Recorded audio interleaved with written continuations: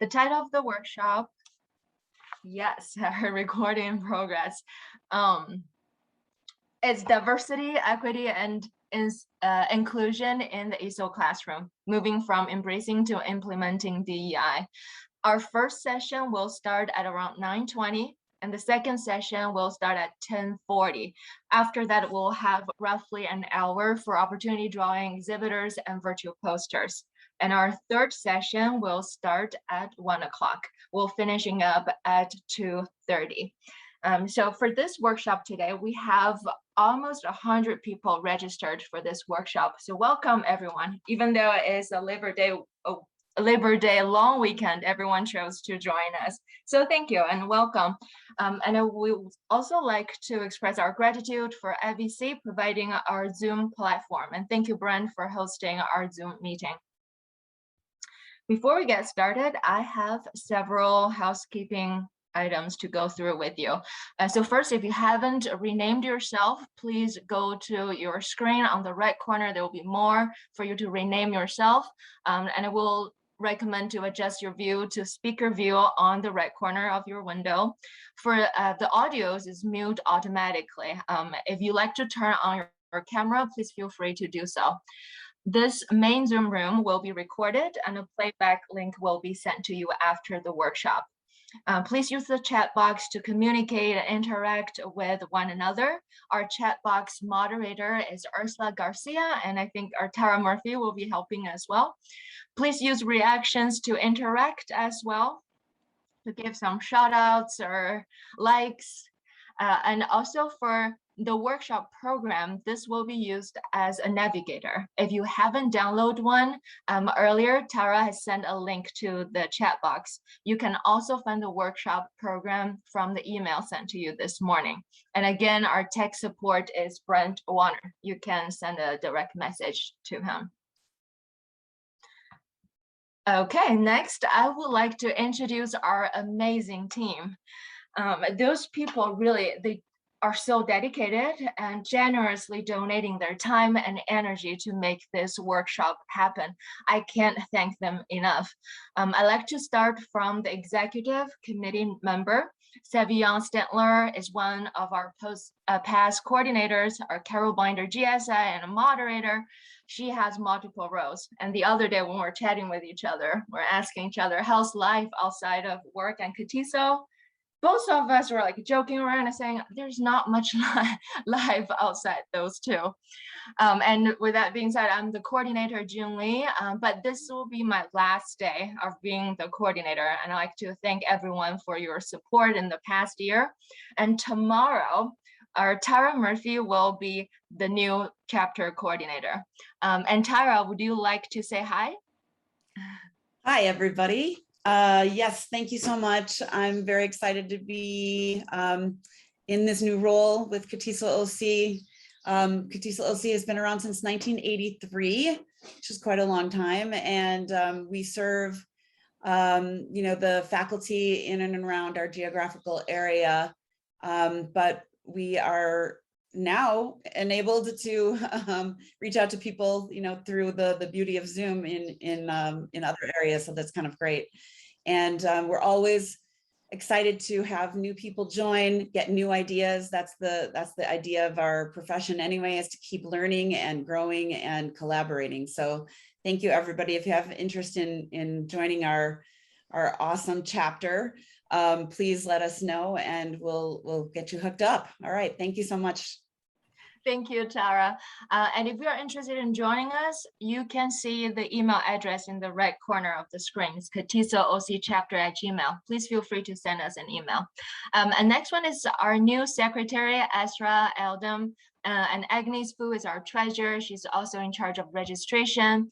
Melody Sisses is our historian, and she's also the poster chair, and who also made the workshop program that we are all looking right now during her road trip to the East Coast. So she was up until 1 o'clock finishing up doing all the editing. So hard work, a lot of hard work for everybody. Next one is Brian Warner. You have met him already. He is our Zoom host. He also manages our OC chapter website. And whenever we have questions, he's also the to-go person. Crystal Sue is our exhibits chair. Guadalupe will be the moderator for the first session. She's also our IEP rep. Next one is Chris Stilwell. He will be the third moderator for the third session. Ursula, I'm sorry, I didn't get a photo of you in time, but Ursula will be helping with chat box. Victoria Myers will be facilitating opportunity drawing. Femia Scarfoni is one of our post coordinator, and she will be helping with photography today. And also Bentley Cavazzi is in our social media team. And we also have several volunteers, Judy Hu, Dr. Zhang Liang, and Neda. Again, if you like to join us planning workshop, or you're just passionate about our field, please send us an email. Next one, I'd like to introduce our speakers. This time, we're very honored to invite two speakers. The first two you see on the screen from the East Coast, and also the last two are from our local community. The first session speaker is JPB Gerald. He is an adult educator. He's also an EDD candidate at CUNY. The second speaker is Dr. Sydney Snyder. She is a co-author of this book, Culturally Responsive Teaching for Multilingual Learners. She is also a principal associate with Support Ed. Our speakers for the third session are Dr. Erica Saito and Dr. Julie Goldman. Dr. Saito is associate professor at National University, and Dr. Goldman is director for equity curriculum and instruction of San Diego County Office of Education.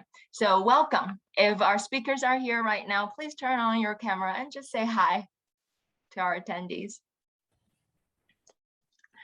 Or later. Okay. And next, I'd like to acknowledge all the exhibitors who have been very supportive in the past several years. We have CATESOL Education Foundation, Burlington English, ESL Library, School First, Slamman, Support Ed, and Vista Higher Learning. Later, we will have some dedicated time for exhibitors to introduce themselves and for you to interact with them after the second session of our presentation. Now, we'll also like to say a special thank you to our mother CATESOL who have been assisting in registration, publicizing our events, and our CATESOL Education Foundation, who has been providing funds for our chapter, and IVC for offering the Zoom platform, and also American College of Education, who reached out to our chapter to offer a $25 Amazon gift card. Okay, and next one, our chapter is trying to promote our Carol Bender Graduate Student Initiative to help graduate students in TESOL, linguistics, and related field. For now, I'd like to turn the floor over to Savion Stantler to help us introduce this program and recognize the recipients. Hi, everyone. So the Carol Bender Graduate Student Initiative is a program we have in partnership with the CATESOL Education Foundation. And every semester, we offer grants to local grad students to come to our workshops, and also now to become CATESOL student members. And this time is really special because we are also offering them in partnership with ESL Library, a free one-year subscription to ESL Library. So it's an extra special time for GSI. And our GSI is in memory of our late chapter member, Carol Bender, who is actually one of the founding members of our chapter. So this is our way of honoring her memory. And our hope is to get graduate students more involved in professional development and also in our chapter so that we could help them start their careers. So we are very excited that this time we were able to have 5 recipients of this grant. We have Parnian Kubiari from Cal State Fullerton, Kiana Lightborn from Cal State Long Beach, Mimi Macias Reza from Cal State Fullerton, Robert Nicholas Olivar Jr. from Cal State Fullerton, and also Michael Alfredo Sermeno from Cal State Long Beach. So I know there are a lot of grad students out there today. If you are interested, the application is open for the next semester for our workshop on February 26th. So if you're interested, it's just a short application, and we would love to help you get started with your careers. Thank you. Thank you so much, Sevi, and congratulations to these 5 graduate students. And Sevi just sent an application form for next workshop. So please check it out, especially if you're graduate students and interested in our workshop. Okay, next one, we are gonna go over our workshop program. For those who just joined us, there's several ways to get our workshop program. The first one is from the email we sent to you this morning, or in the chat box, there will be the program link for you to download, or you can just scan the QR code on the right. I would like to share my screen to go over the program quickly with you.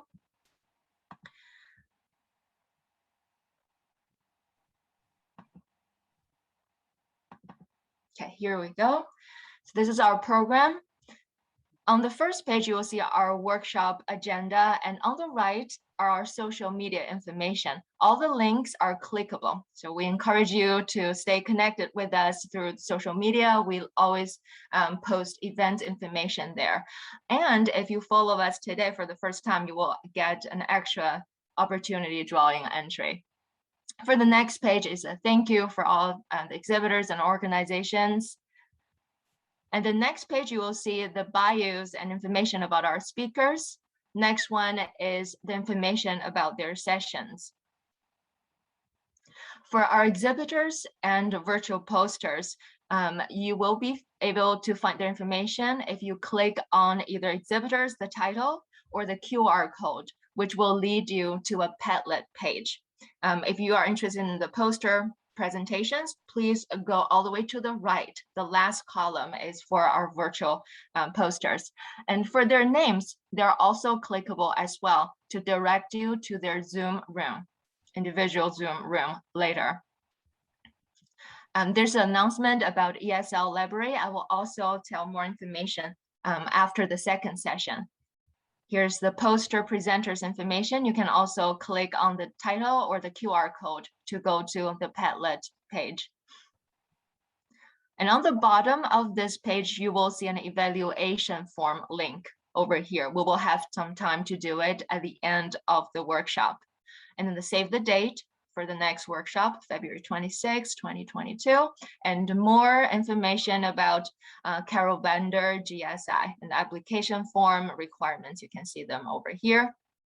For the next page is just the members from our chapter. And lastly, if you want to become a member of CATESOL, we offered a link at the bottom.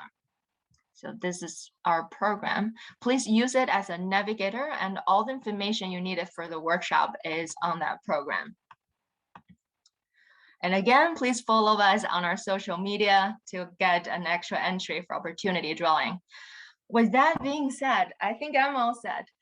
Please join me to welcome our moderator, Guadalupe, and our first speaker, JPB Gerald. Good morning, everyone, and welcome to our first session. What's possible, envisioning an ELT after whiteness is decentered. Just to let you know, you can put your questions in the chat box and they will be addressed at the end of the presentation. And now I'd like to introduce you to our presenter, JPB Gerald. He's an adult educator and doctoral candidate at CUNY Hunter College, pursuing an EDD in instructional leadership. His scholarship focuses on language education, racism, and whiteness. And he lives with his wife, young son, and dog in New York on stolen Munsee, Lenape, and Canarsie territory. And he hopes you will join him on the journey towards decoding and decentering whiteness in language teaching. Welcome, JPB Gerald. Thanks, Guadalupe. Starting a little early over here, aren't we? All right, folks. So I guess I have a little bit of extra time. Yeah, those are the basic details on my, situation and all. Pronouns are he, him, for those who are curious. The story of all this is that it's not last anymore, 2 winters ago, before all of this, I wrote an article for what ended up being the BC Teal Journal about decentering whiteness in English language teaching. And by chance, it was published last May, right when people really they just decided they wanted to care about racism. So I wrote the article before that, but that's how it came out. And then people started asking me questions. So I started giving talks on, decentering whiteness in language teaching and why we need to do it. And some of that is in this talk. But then people asked me, okay, great. So if you do this, right, if you were to help decenter whiteness in language teaching, what would actually happen after that? Right? Okay, so you succeed, you point out a problem. And then what happens after the problem is theoretically resolved? And I realized that I hadn't put forth any kind of vision, right? And because the problem is so present. And again, I'm going to talk about that and give a lot of, background on that in a second. But I decided, you know what, that's true. And so last fall, and you know how academia is, that all these things are coming out now after I wrote it in like November. I collaborated with two people, Vijay Ramjatan and Scott Stiller, to start to put together what we thought would be one article, but it's turned into 3 in Language Magazine about ELT after whiteness. If you are a subscriber to Language Magazine, which is based in California, apparently their headquarters are in Malibu. A lot of people joining in. It's cool. That's why I'm not actually starting yet. So we started to put together a vision of what ELT would look like after whiteness. And it's a 3-part series. If you're a subscriber, you have had a chance to read parts 1 and 2 in the April and August issue. If you're not a subscriber, the April part is online and the August part will be online at some point. I don't know. They have a weird schedule for putting things on the internet. And the 3rd part should be out in November or December. So throughout the year, which means you're getting a preview today of something that other people haven't seen. So good for you. So this presentation, which is actually sort of new today, is I took sort of the old one I've been doing a lot, which I've done like 35 times now on decentering whiteness in language teaching. And I added on to it, okay, and what's the vision for the future, right? Because I think that it's just myself and my 2 collaborators' vision. It's only 3 of us. I know everybody's going to have their own ideas, but I wanted to put forth what the future could look like. We're going to get to that towards the end of the presentation, and then you're going to envision together in breakout rooms, because I don't think it's all that useful for me to just lecture at you for an hour, because it's just boring. So that is the situation. Otherwise, as Guadalupe said, if you have questions, you can put them in the chat.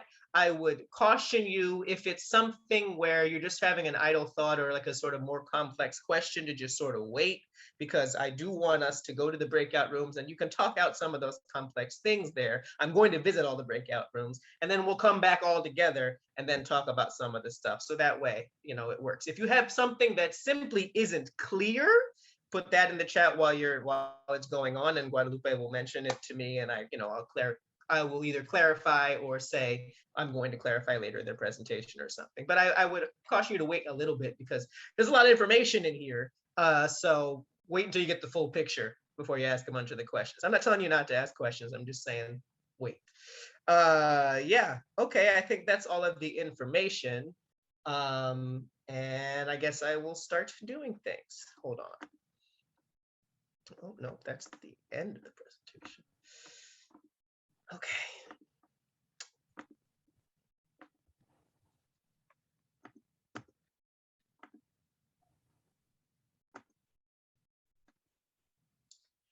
All right, so one presumes you can see my screen. If we can find a way for the sound when the people join to not be making sounds. I know that's a setting that can be done. Just because it throws me off a little bit. Anyway, so you can see my screen and you should be able to see the captions below. I know that there are also live captions on Ottereye, which is a service I use myself, so it's a good service. But I wanted to put the captions below the screen for anyone for whom that would be useful. They're not 100% accurate, but anyway. All right. So I have now stalled long enough, and it is approximately 9:19, and it'll be 9:20 in a second. I'm just going to start. So this presentation is called What's Possible? Envisioning ELT After Whiteness is Decentered, which presumes that we will actually succeed at doing so, but hey, you got a dream. All right, and that's my name. So the prologue, as mentioned in my bio, I live on stolen Monsieur Lenape and or Canarsie land, which you know best as Queens, New York. The reason I bring it up is not just the land acknowledgement, but to point out that the English language has for hundreds of years been a tool of oppression and erasure, dating back from how the indigenous and the enslaved were forcibly assimilated, had their land taken, had their bodies taken, and then all of a sudden we call it what we chose to call it, even though that's not what it's actually called. There's another thing. Let's continue. So there is an agenda. I'm just going to deal with it, whatever. There is an agenda for this presentation. It's going to start with some terminology. I think it's really important to ground ourselves in having the same language. I don't mean named language like English or Spanish. I mean so that you understand what I mean when I say certain things. We're going to talk about whiteness and hierarchization, which is a word that I wish I didn't have to say so many times and will screw up, but it's important. The impact of centered whiteness on language teaching, but it was too long to put into the slide. The work of decentering whiteness in language teaching. And most of that is from the original presentation and article. So if you've seen me present before, you might have seen that stuff.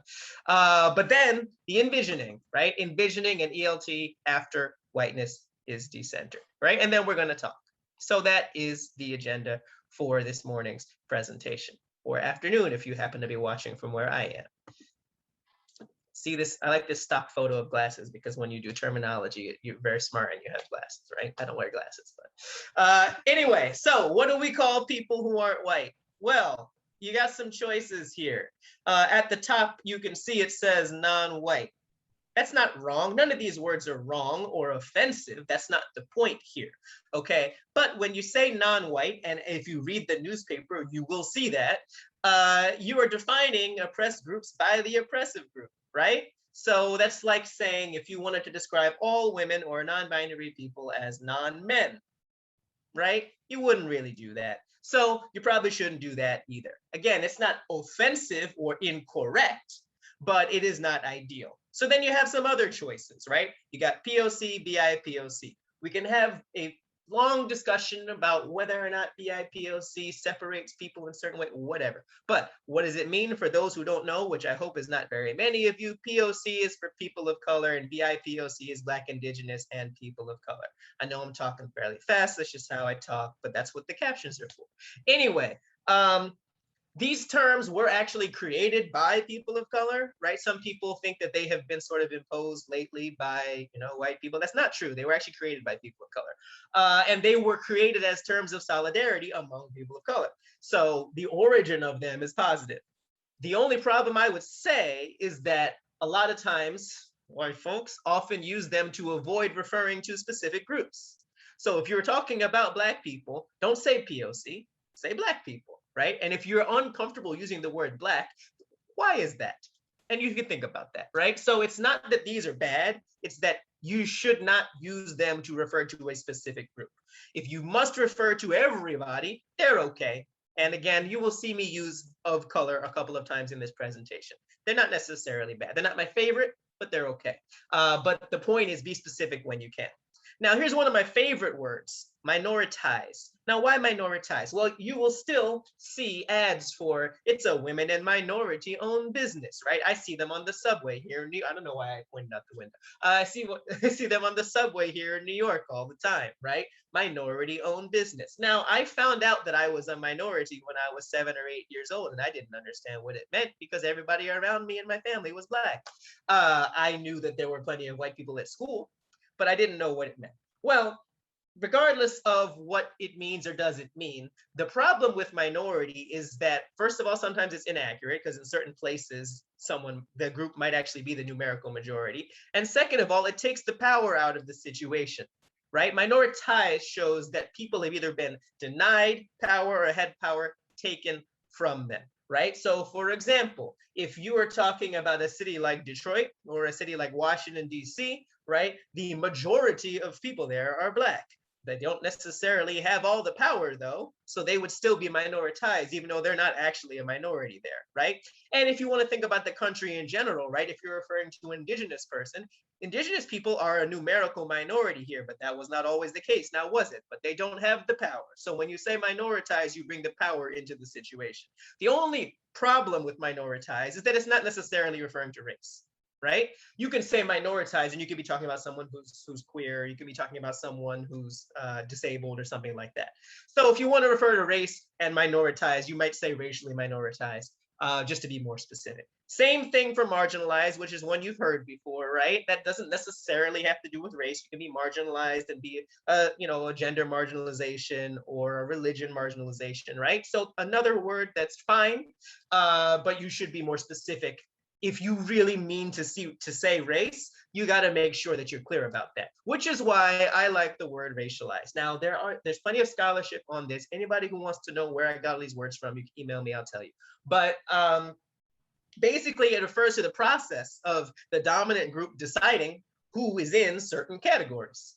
Because this doesn't just happen, right? If we had a Polaroid of, Julius Caesar or something like that, we might think he was white. Not that we know for sure, but we might. But this decision of who was in this group, who was in that group, this didn't just happen. This was made by certain people. I'm going to talk about that in a second. So when you talk about racialization, what's also good about it is that it's context dependent. I'm racialized one way here in New York. I'm racialized differently if I go to the Dominican Republic, right? I'm racialized in another way altogether if I go to South Korea, where I used to live, right? That doesn't mean I'm not Black in those places, but their conceptualization of my Blackness is different. Okay, so, and then there's people, for example, that I might think are white, but if you go to a certain part of Europe, because they're from Eastern Europe, people in Western Europe might see them a different way. That doesn't make them not white, but the racialization changes how they're seen. So that's why I think that saying, racialized people or something like that will show that this is the group of people who have been decidedly pushed out of whiteness in the context that we're talking about, right? So you'll mostly see me use that one going forward. All right. Those are some important terms. Here are some other important terms that nobody ever disagrees about. Racism. So racism is racial discrimination plus societal oppression, okay? Anyone can experience the former. Only certain groups can experience the latter and the former together. For example, I could tell you I don't want to have any white friends. That's not true, right? Brent is my friend. But I could say it, and it would be not very nice. It would be discriminatory, but I don't really have any power over you unless I owned your company and I was talking about hiring you. But that's not what I'm talking about, right? I'm talking about just being your friend. That's not necessarily part of the system of racism. It's just not very nice, right? One of the issues that people are having in this country right now when they can't deal with the concept of systemic racism is understanding that it's a system. It's not about individuals being mean to each other. That's certainly part of it, but that's not the centerpiece of the system. All right.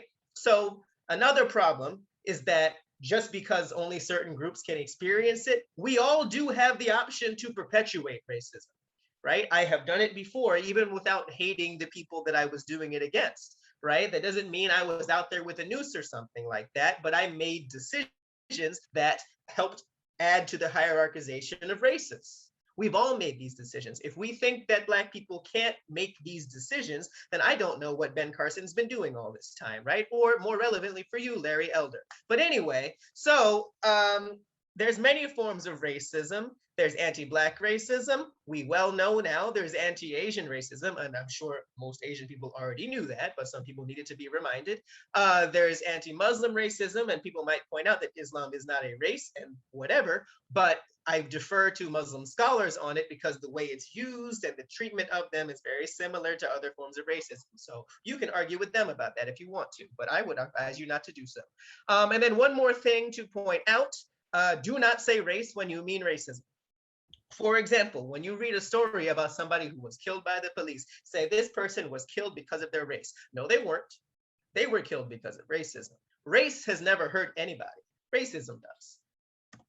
Anti-Blackness. So this is basically the same thing as anti-Black racism. It's just another way to say it.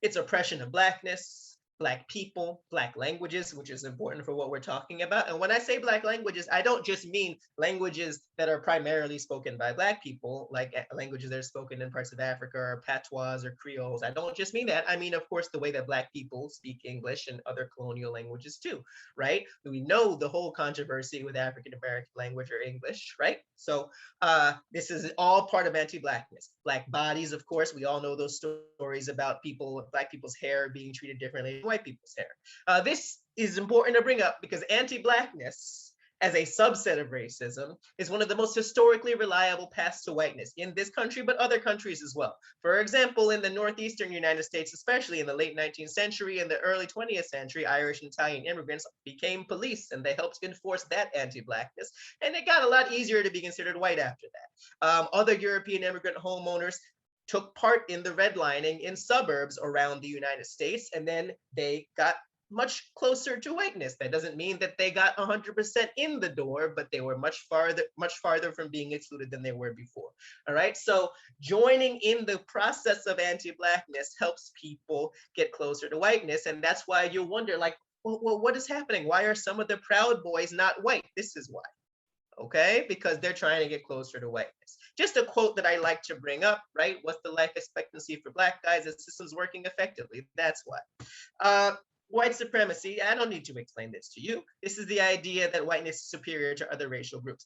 I am bringing it up as a contrast, though, to white nationalism, because sometimes you can even soften what people are doing by calling it white supremacist. White supremacy is just what we live in, right? You don't really have to do anything for white supremacy to be everywhere, okay? White nationalism is taking it a step further, okay? What some on the public stage, including some former presidents, are advocating for is not just white supremacy, but white nationalism, right? We're building walls to keep people out. We're making it harder for people to get in the country. They're trying to create a white ethno state, or a country for only white people. They know they can't kick everybody out, but they're doing what they can. So I just want to make clear that if we call that white supremacy, that's too kind for it. Okay, we have to make sure that we point out that that's white nationalism, right? And everything you see on, Fox News is basically that. Whiteness, though, that's the point that I want to get to. The main point I'm trying to make here is that the concept of whiteness from approximately the 16th century, it's fuzzy. And please ask me, I'll send you the sources on this, I'm not making this up, was created specifically to be supreme. They were starting their process of enslaving different groups of people. There have always been slaves before people point out, well, the slaves used to be, stop, okay? The slave trade, the transatlantic slave trade, and what we know of as the transatlantic slave trade and chattel slavery was becoming much more codified, and they had to decide who was gonna be eligible for it. They also were getting much better at colonialism, and they said who was gonna be eligible for this. And they had to decide who wasn't gonna be eligible for it. Yes, at the beginning, there were some white slaves and there were some white people colonized, but over time that became less and less true to the point where it wasn't true anymore. So all this is to say that there is no functional difference between the idea, the ideology, and the system of whiteness and white supremacy. This is not to say all white people, hashtag not all white people, right? But the concept of whiteness, the concept of white supremacy are really the same thing, because without white supremacy, there is no whiteness. So I talked about supremacy. It leads its way into hierarchization, and I think you understand what it means, but basically to create hierarchies, right? And in these cases, I mean artificial hierarchies, but it's the same thing either way. So let's talk about ability, and as a contrast to disability. So the conceptualization of ability and disability follows the conceptualization of racialized groups. I could talk for a year about this, but the short version is a lot of the way we think of especially mental disability made it so that they could say that people who were enslaved were inherently disabled, and therefore it was okay to enslave them. And then of course they would become physically disabled by being slaves, because it was terrible to be a slave. And then of course how we define intelligence, particularly IQ, reifies that racism and classism. Go look at the way it was developed and how it was used, right? This was not an actual objective measurement of people's ability. It was really just deciding who was going to be included in the good people and who was going to be included in the bad people. And then we all know about eugenics, right? And then of course, we classify people as linguistically deficient, and they are seen as less able, right? They're not necessarily seen as disabled, but if you look at the state by state standards for TESOL certification, you will see a lot of language that says things like, if people have language delays or are disabled, and those two things are not the same, but they're put right next to each other. So this is still going on. Ability and settler colonialism. So colonial subjects, and that's what a lot of people in this country are descended from, were viewed as childlike and less than fully able because of their supposed linguistic deficiencies. The people who were better able to get closer to English were seen as more adult-like and therefore less disabled. The imposition of standardized English has always been a central part of the global colonial project. And our current industry emerged out of our ongoing colonial efforts, and to this day, languaging outside of the standard is viewed as deficient rather than an equal variety. I say all this to lead up to my main point, which is that whiteness as the goal of ELT, what we ELT professionals, or whatever we want to call ourselves, are truly promising to students, even without understanding that we are doing so, is the chance to get closer to intelligence, to ability, to whiteness. Whiteness, however, is an ideology that depends upon exclusion and supremacy, so this promise is doomed to be broken, and no racialized speaker of English can truly become white just by learning the language. And that's all. To just now, only now am I getting into what I actually wrote in these articles. So the impact of whiteness being centered in language teaching, there's the impact on teachers and the impact on students. So for teachers, here's some quote that I pulled in the article, and they show what happens. In ELT, race and language are also components in the aesthetic labor of teachers.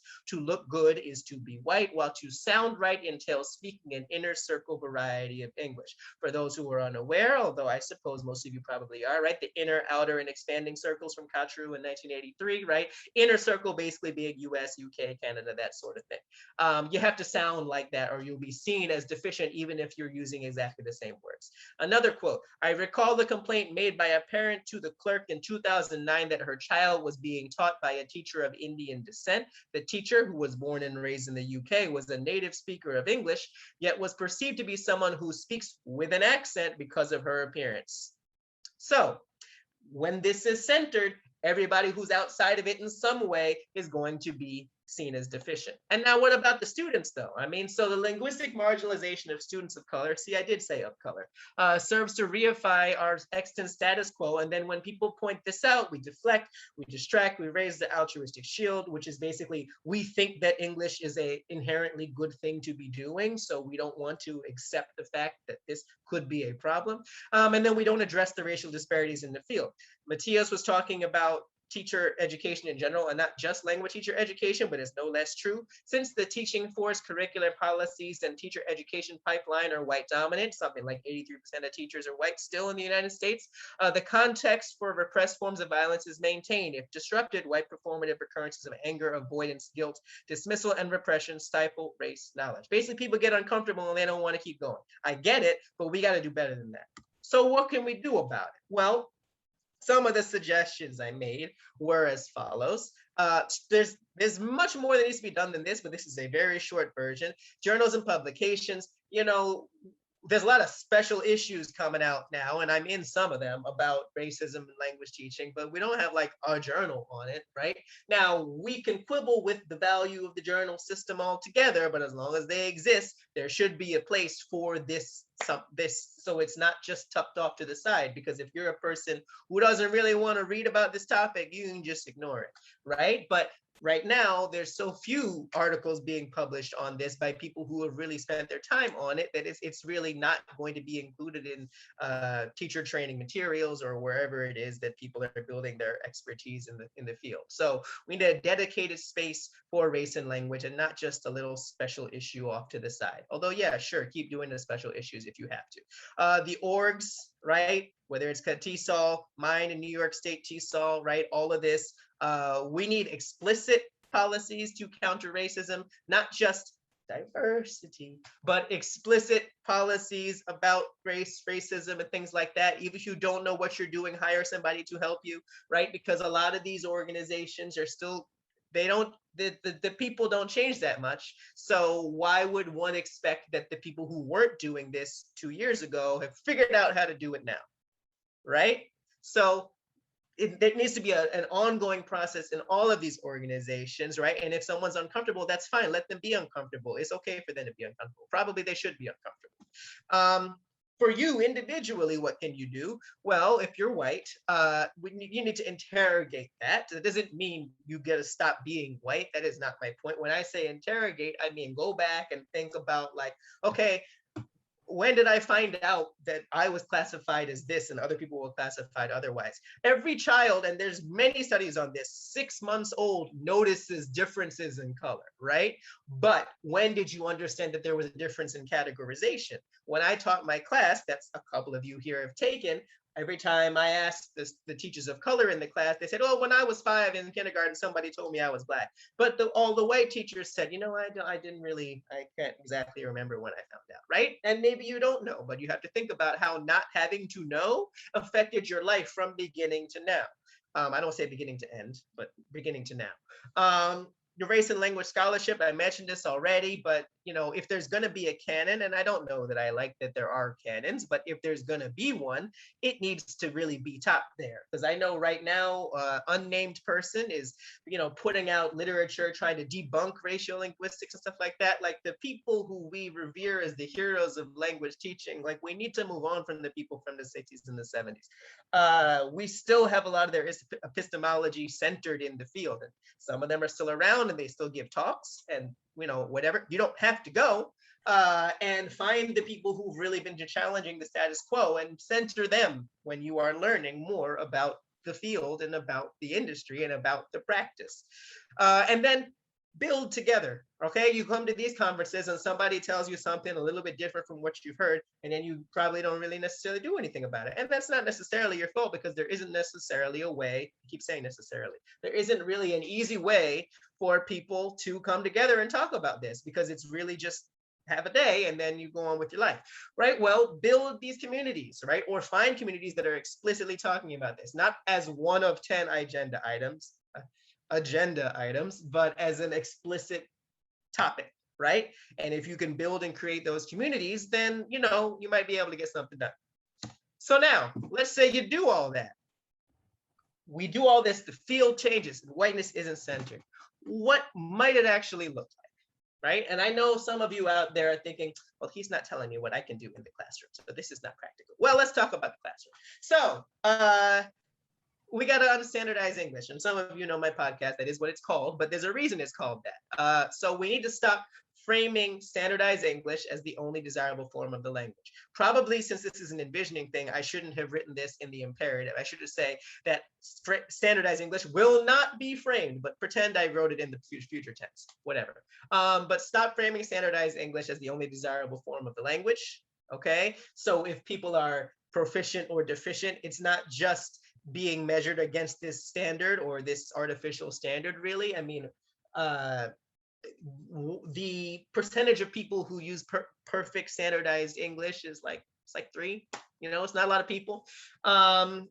So teach the varieties surrounding a school's location and compare the equally valuable differences. Like I live in Queens, right? There are so many different languages here, but if someone's coming to an English class and the goal is for us to communicate in some version of English, I could ask somebody who speaks Bengali, okay, tell me, how do you and your parents communicate in English? If they happen to communicate in English, right? It's just an example, right? And then I can talk to somebody who's from Jamaica, okay, how do you all communicate in English, right? And then we can see what's different about it and say, you know, that's really interesting. And maybe everybody in the class pick something from everybody else in the class, instead of me just coming in and saying, no, you got to be this way, right? And you're all in the back of your head, you're probably thinking about, but what about the test? You know, I really don't care. So then we need to rethink intelligibility. We need to train ourselves as teachers, and we need to train students to listen to and understand wide varieties of the language. This already exists, you know, right? I know we are out there and there's all this accent reduction nonsense, but like the audio of people from many different places speaking English exists. Everything is on the internet. And this has been true for a decade. When I was still teaching in South Korea, early, you know, in my career, and I knew nothing of what I was doing. I had done none of this research. There was a corpora that just had recorded accents from different locations reading the same paragraph. Now, I don't know what it is now, so long ago, but like there were people, there was a guy from California, a guy from Florida, a guy from New York, and, you know, of different ages, different races, whatever, right? And I played it for my students. They had never heard anything besides the television and me. right? And some of their Korean teachers who were teaching English, right? So they'd never heard it. And they were very surprised that there were all these accents, but like, tell me how much more useful is that to say that English comes in all of these different forms and sounds and bodies than to just say, you got to sound like this. I know that's a little hard to read, but I'll go through it quickly. So now when people are being trained, and that's important because I think ultimately, all of you, not all of you, but a lot of you are farther into your careers, but some of you are still not quite yet, full-time teachers, you are at the chance where you can learn this stuff and go in a completely different direction. So there's a concept in critical race theory. Oh no, critical race theory, run away. But anyway, there's a concept in critical race theory called interest convergence, right? And interest convergence basically says, like, we're not going to get rid of racism as long as it's still not in the interests of white people, because it's not, right? If you get rid of it, then they have less power, and who wants to give up their power? Well, I sort of agree, but I sort of disagree, because I think, and this is one of my goals, I can help convince individual white people that whiteness is not in their interest either. And we can work together to make sure that these hierarchies go away. So when I say a convergence of interest, I mentioned already we should prioritize racialized epistemology and thought in educating new teachers. If you are in a graduate program and your epistemology, your knowledge has not been centered on racialized thought or thought from the global South or whatever, you're going to have to go do the work yourself. Unfortunately, I did. But we need to make clear that you have the option to envision things alongside us. I'm not saying it should only be taught from us. I'm saying it shouldn't be concentrated in a few older men, ideas.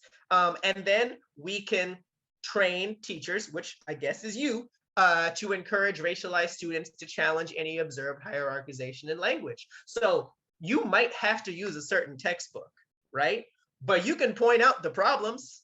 You can ask the students, one of their assignments could be, hey, how is this person being positioned as not speaking the language correctly, right? You can ask, there's a lot, it's hard to do without a book in front of me, but you can do a lot of things like that. And they're still gonna have to learn the language in the book to critique it.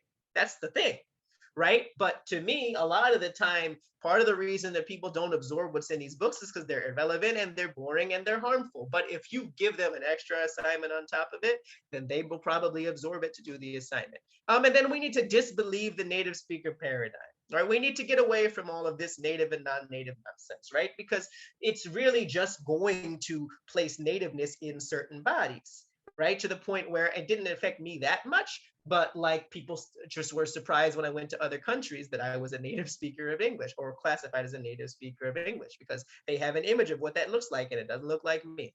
But then as long as we have that binary, and for some of you here, we all know the binaries aren't helping anybody, we need to ensure that supposedly non-native teachers are given that additional support. There's been 40 years of academic discussion about how do we help the non-native teacher, but you're not doing anything about it. I mean, the non-native teachers are doing stuff about it, but the field doesn't care because the field doesn't need to. But if you are in a teacher training program as a professor or a trainer or whatever, you should go out of your way to ensure that the quote unquote non-native teachers, or those who look like they will be considered non-native teachers, have extra support.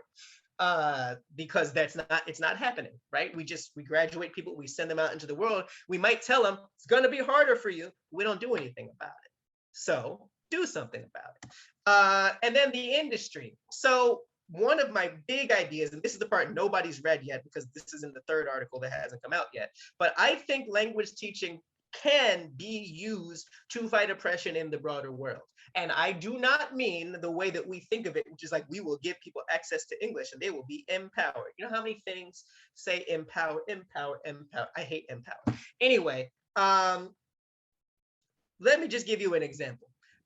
So teachers and students could engage in some sort of action research where they interrogate and challenge local employers' aversion to hiring racialized foreign accented applicants, right? So we could be in class and we could go online and look up job applications, right? Or job ads, right?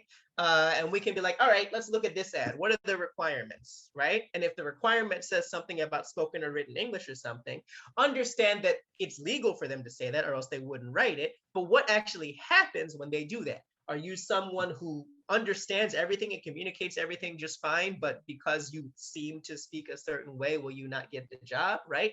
You could actually, as a class, think about how to contact that employer to ask them these questions. Employer's not going to like it, but they don't need to like it because they're doing bad things. So that's an example of how you can actually take language teaching and use it to, I guess empower, but whatever, you know what I'm saying, to challenge these hierarchies in the actual world, right? You can do this in a lot of ways, and this is one thing that I think is important, because I talk about decentering whiteness, demolishing white, whatever I talk about in the field, I want to do it in the field, but the reason I want to do it in the field is so that the field can become a source of actual, anti-oppressive work in the world. Right now, it's just a vestige of this broader system that's harming people, and we can be better than the world we are a part of. And then finally, the new canon of lived experience. I said I don't like canons, but if there's going to be one, it should be coming directly from students and or racialized thought and scholars, but from their lives, right? When you want to do a research project, they say find a gap in the literature is what they say, right? Find a gap in the literature, but find a gap, but it has to be based on a bunch of the other literature, which is sometimes a contradiction. But a lot of the time, the research has all been from one perspective, right? Sometimes it's hard to get anything published, written, seen, whatever, if you're just talking from the lived experience of people who have been ignored and oppressed, right? And if you're speaking authentically in the language of people who have been ignored or oppressed. Well, the canon needs to come from there, right? I do not care what old man said. I want to hear what and I'm not, the age doesn't matter before you come on me for ageism. That's not what I mean, but I mean like outdated people have said. I want to hear directly from the people who are, developing their language over time. And I want to hear from them right now. That's where the canon needs to come from. If whiteness is decentered and that can move into place of, going to find the textbook based on, research from the 80s, then that can be a canon that I'd be okay with. Last point here. Retaining the same ideologies but diversifying for financial benefit is not anti-racism or decentering whiteness. Okay? So I was in the DEI committee for my job the other day, which I feel like I only signed up for so I could see how badly they would do. And they're looking at research that says more diverse companies actually make more money. That's not why you should do it, okay? Don't do it for that reason, because if you do it for that reason, that means you're always gonna look for that. That cannot be at the centerpiece of it, okay? Don't do this here in this picture, okay? I went directly to the front page of Princeton. I didn't even have to look. I just went to the front page of Princeton University, and this is on the front page because they just want to show, this actually says people are at the heart of Princeton, right? This has been going on for 20 years. Every time I go on the Princeton homepage, they find the 2 Black people they can find, they put it on the page and they say, see, look what we're doing. And I'm not picking on Princeton for no reason. I went to Princeton and they used to use me in the ads the same way they use these people. Okay, so don't be like this. All right, don't be the company that has 9 white leaders and you put the Black people on your banner. Okay, so if you're thinking about this from a, well, how can we get more money perspective, you kind of missed the point. All right. So my conclusion, and this is just a paragraph here, but I didn't know how to make it shorter. So long as whiteness remains centered in English language teaching and in education overall in this country and in others, our racialized learners will never be truly safe in the classroom, and our racialized colleagues will never be safe in the industry. We will always be placed outside of the structures of both power and, yes, love. We need to break the ties that bind our field to historical legacies of white domination and move towards a vision wherein the full humanity of all of our students is prized. This will not be possible without a radical shift in the way that language teaching is conceptualized as a vector for whiteness. So I'm doing some stuff.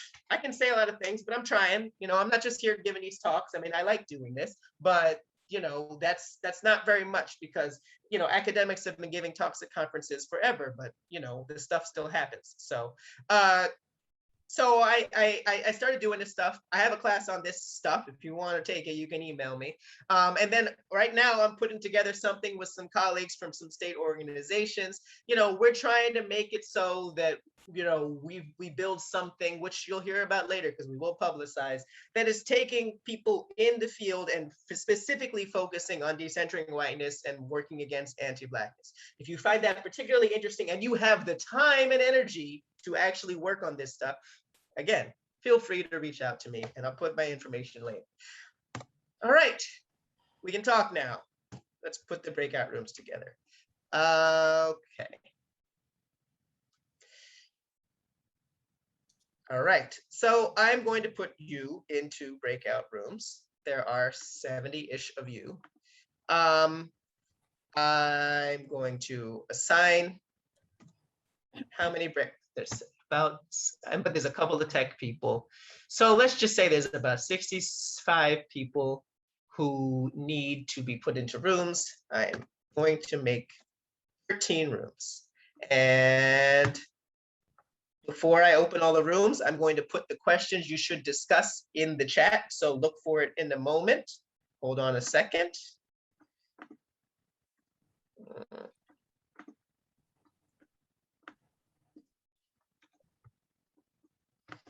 And I made a grammatical mistake. I think you understand. All right, those are your questions. All right, obviously introduce yourself first. And now I'm gonna send you away. Have fun. Okay, so breakout rooms are closed. We're all back together. We got our Brady Brunch screens on. So one thing I know, okay, so let me just go to Tara first because she was going to ask me a question in the room. So, and then I'll say a couple of observations I had, but you can all start. You can either put things in the chat or you can do the hand raise thing. I don't really care. But Tara, you had a question. You are, okay, there you go. Yeah, it's Tara, by the way. Sorry about that. That's okay. So I work at a writing center and we work with a program that is entitled Non-Native English Speaking. And for about a year now, I've been trying to get them to change it. So I'm wondering if you have any suggestions for any, maybe some literature that you can recommend that I can offer to say, hey, we really need to change this to multilingual writers. Well, I mean, yeah, I mean, if you email me, I can, send some articles or whatever, but it's not just the change of the name, although that's important. I don't know if you're in charge of the writing center or if you just work there. Yeah, the supervisors, one of. Yeah, well, I understand. I think if they, and I don't know what the conversations have been thus far, and we don't have time to talk all the way about it, but I think it's perhaps that's step one. But I think it's more if the people there retain their same ideologies, well, it doesn't really matter if they call them something better because the same stuff is going to go on. So it's not that you shouldn't change it. It's more, I think it's going to be a long-term project of shifting their ideologies away from the binary. So yeah, you can send us some articles that talk about how there's harm in calling people native speakers or not native, whatever. And again, I can send it to you if I don't have it off the top of my head. But the project is less the name and more the ideologies that they are holding on to that are keeping this there. So I'd work on that with them. Yes, that doesn't mean don't do the name. You see what I'm saying? I mean, you got to do both, is my point. So I think because there are people, not you, well, I don't know, but I'm assuming not you, who would be like, great, I changed the name. Done. And that's very big in our field. We love to change names and acronyms. We love the acronyms, I just figure that might be step one. Yes, but I think it's got to be hand in hand with step two. Sure. Right? Because even if you were to convince them to change the name, then they will think it's over. So, you got to be like, here's a long-term project of improving this. Because we know when we shouldn't say ESL, right? Because this and this. Okay, we'll say ELL. Okay, great. Okay, now we'll say MLL. That's great. Okay, and then we're gonna do the TESOL, but it shouldn't be, you know, and we do this, but we don't, like, we're still putting people over here as different in how they language. So until we stop doing that, yes, don't call them something offensive, but like change the that. You know what I'm saying? That's the thing, you know? Do we have other thoughts, questions? If somebody wants to put something in the chat or raise a hand or something. So it was mentioned in the chat really quickly that there were a few moments you mentioned, like the students and the teachers need to interrogate. And interrogate sort of has a bit of a negative connotation sometimes, but is that the best word to use, or is examine too mild? I mean, I use it for a reason, but you know, if other people would like to use other words, fine. I whatever word you use, because it's not too different from the last point, right? It's not whether you use examine or interrogate. It's more, it has to be a little bit more than the word ask. You see what I'm saying? Because I don't know that it has to be negative, but we can't just be neutral all the time, because none of we're really big in this field on apolitical, on neutral, on balance, and all this stuff, and that just leaves the same hierarchies in place. So we're going into this, we know we have a stance, right? So the stance isn't I am bad because I'm white. That's not what I'm saying. If you thought that I was saying that, I'm not saying you thought that, but if someone thinks that I'm saying that, then you know, I made a point of saying that's not what I'm saying. But if people want to go into it just like, I don't know what I'm gonna find. Let's just, you know, ask the, like, you can't do it that way. It has to be like, when I say interrogate, I don't necessarily mean interrogate in terms of like a police thing where you must find somebody guilty. I mean, you know, you're looking for the truth. Let's put it that way. If you think that examine works well enough for that, sure. But it's more the connotation than the denotation that I want, and that's why I use interrogate. But if you want to use, maybe the better word is inquire, the way that research is usually inquiry. If you want to use inquire, sure, but I feel like examine might be a little neutral.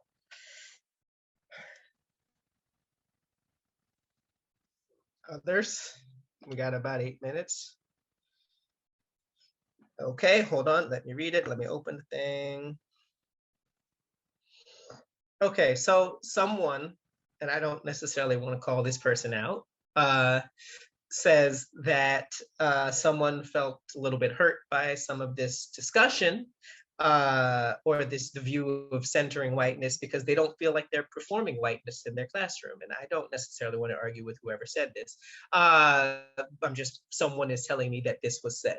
And aside from, so some of the examples that are like, you know, the holidays and heroes thing that people do, and you know, idioms, what are some other ways that whiteness is performed in language teaching? Well, you know, it is in the article, but a lot of the ways are small things, like the fundamental concept of, and I forget who was saying it in the breakout room that I was in, of what we consider correct is a lot of this. And that doesn't mean nothing is correct, although I don't know, maybe there is nothing that's correct, but in the sense of like, what are we saying is the ideal way to communicate? You know what I'm saying? What are we saying is the ideal way to language, right? And what makes that ideal? Who does that benefit? So it's not as simple. I mean, yeah, you shouldn't do the holidays and heroes thing, but like, even that as a criticism is kind of old. I'm not saying that you know, but it's more like, what are you centering as correct? Someone else put it, and I see you, Savvy, but just somebody else just put, someone pointed out that some of the people in the breakout rooms didn't actually avoid the conversation, didn't actually respond directly to the conversation prompts about whiteness. Of course, that's an example of various aspects of whiteness, right? One of the big things about it is avoiding talking about whiteness directly. It's why I don't actually give diversity presentations. I give presentations on whiteness, because it means you have to talk about it.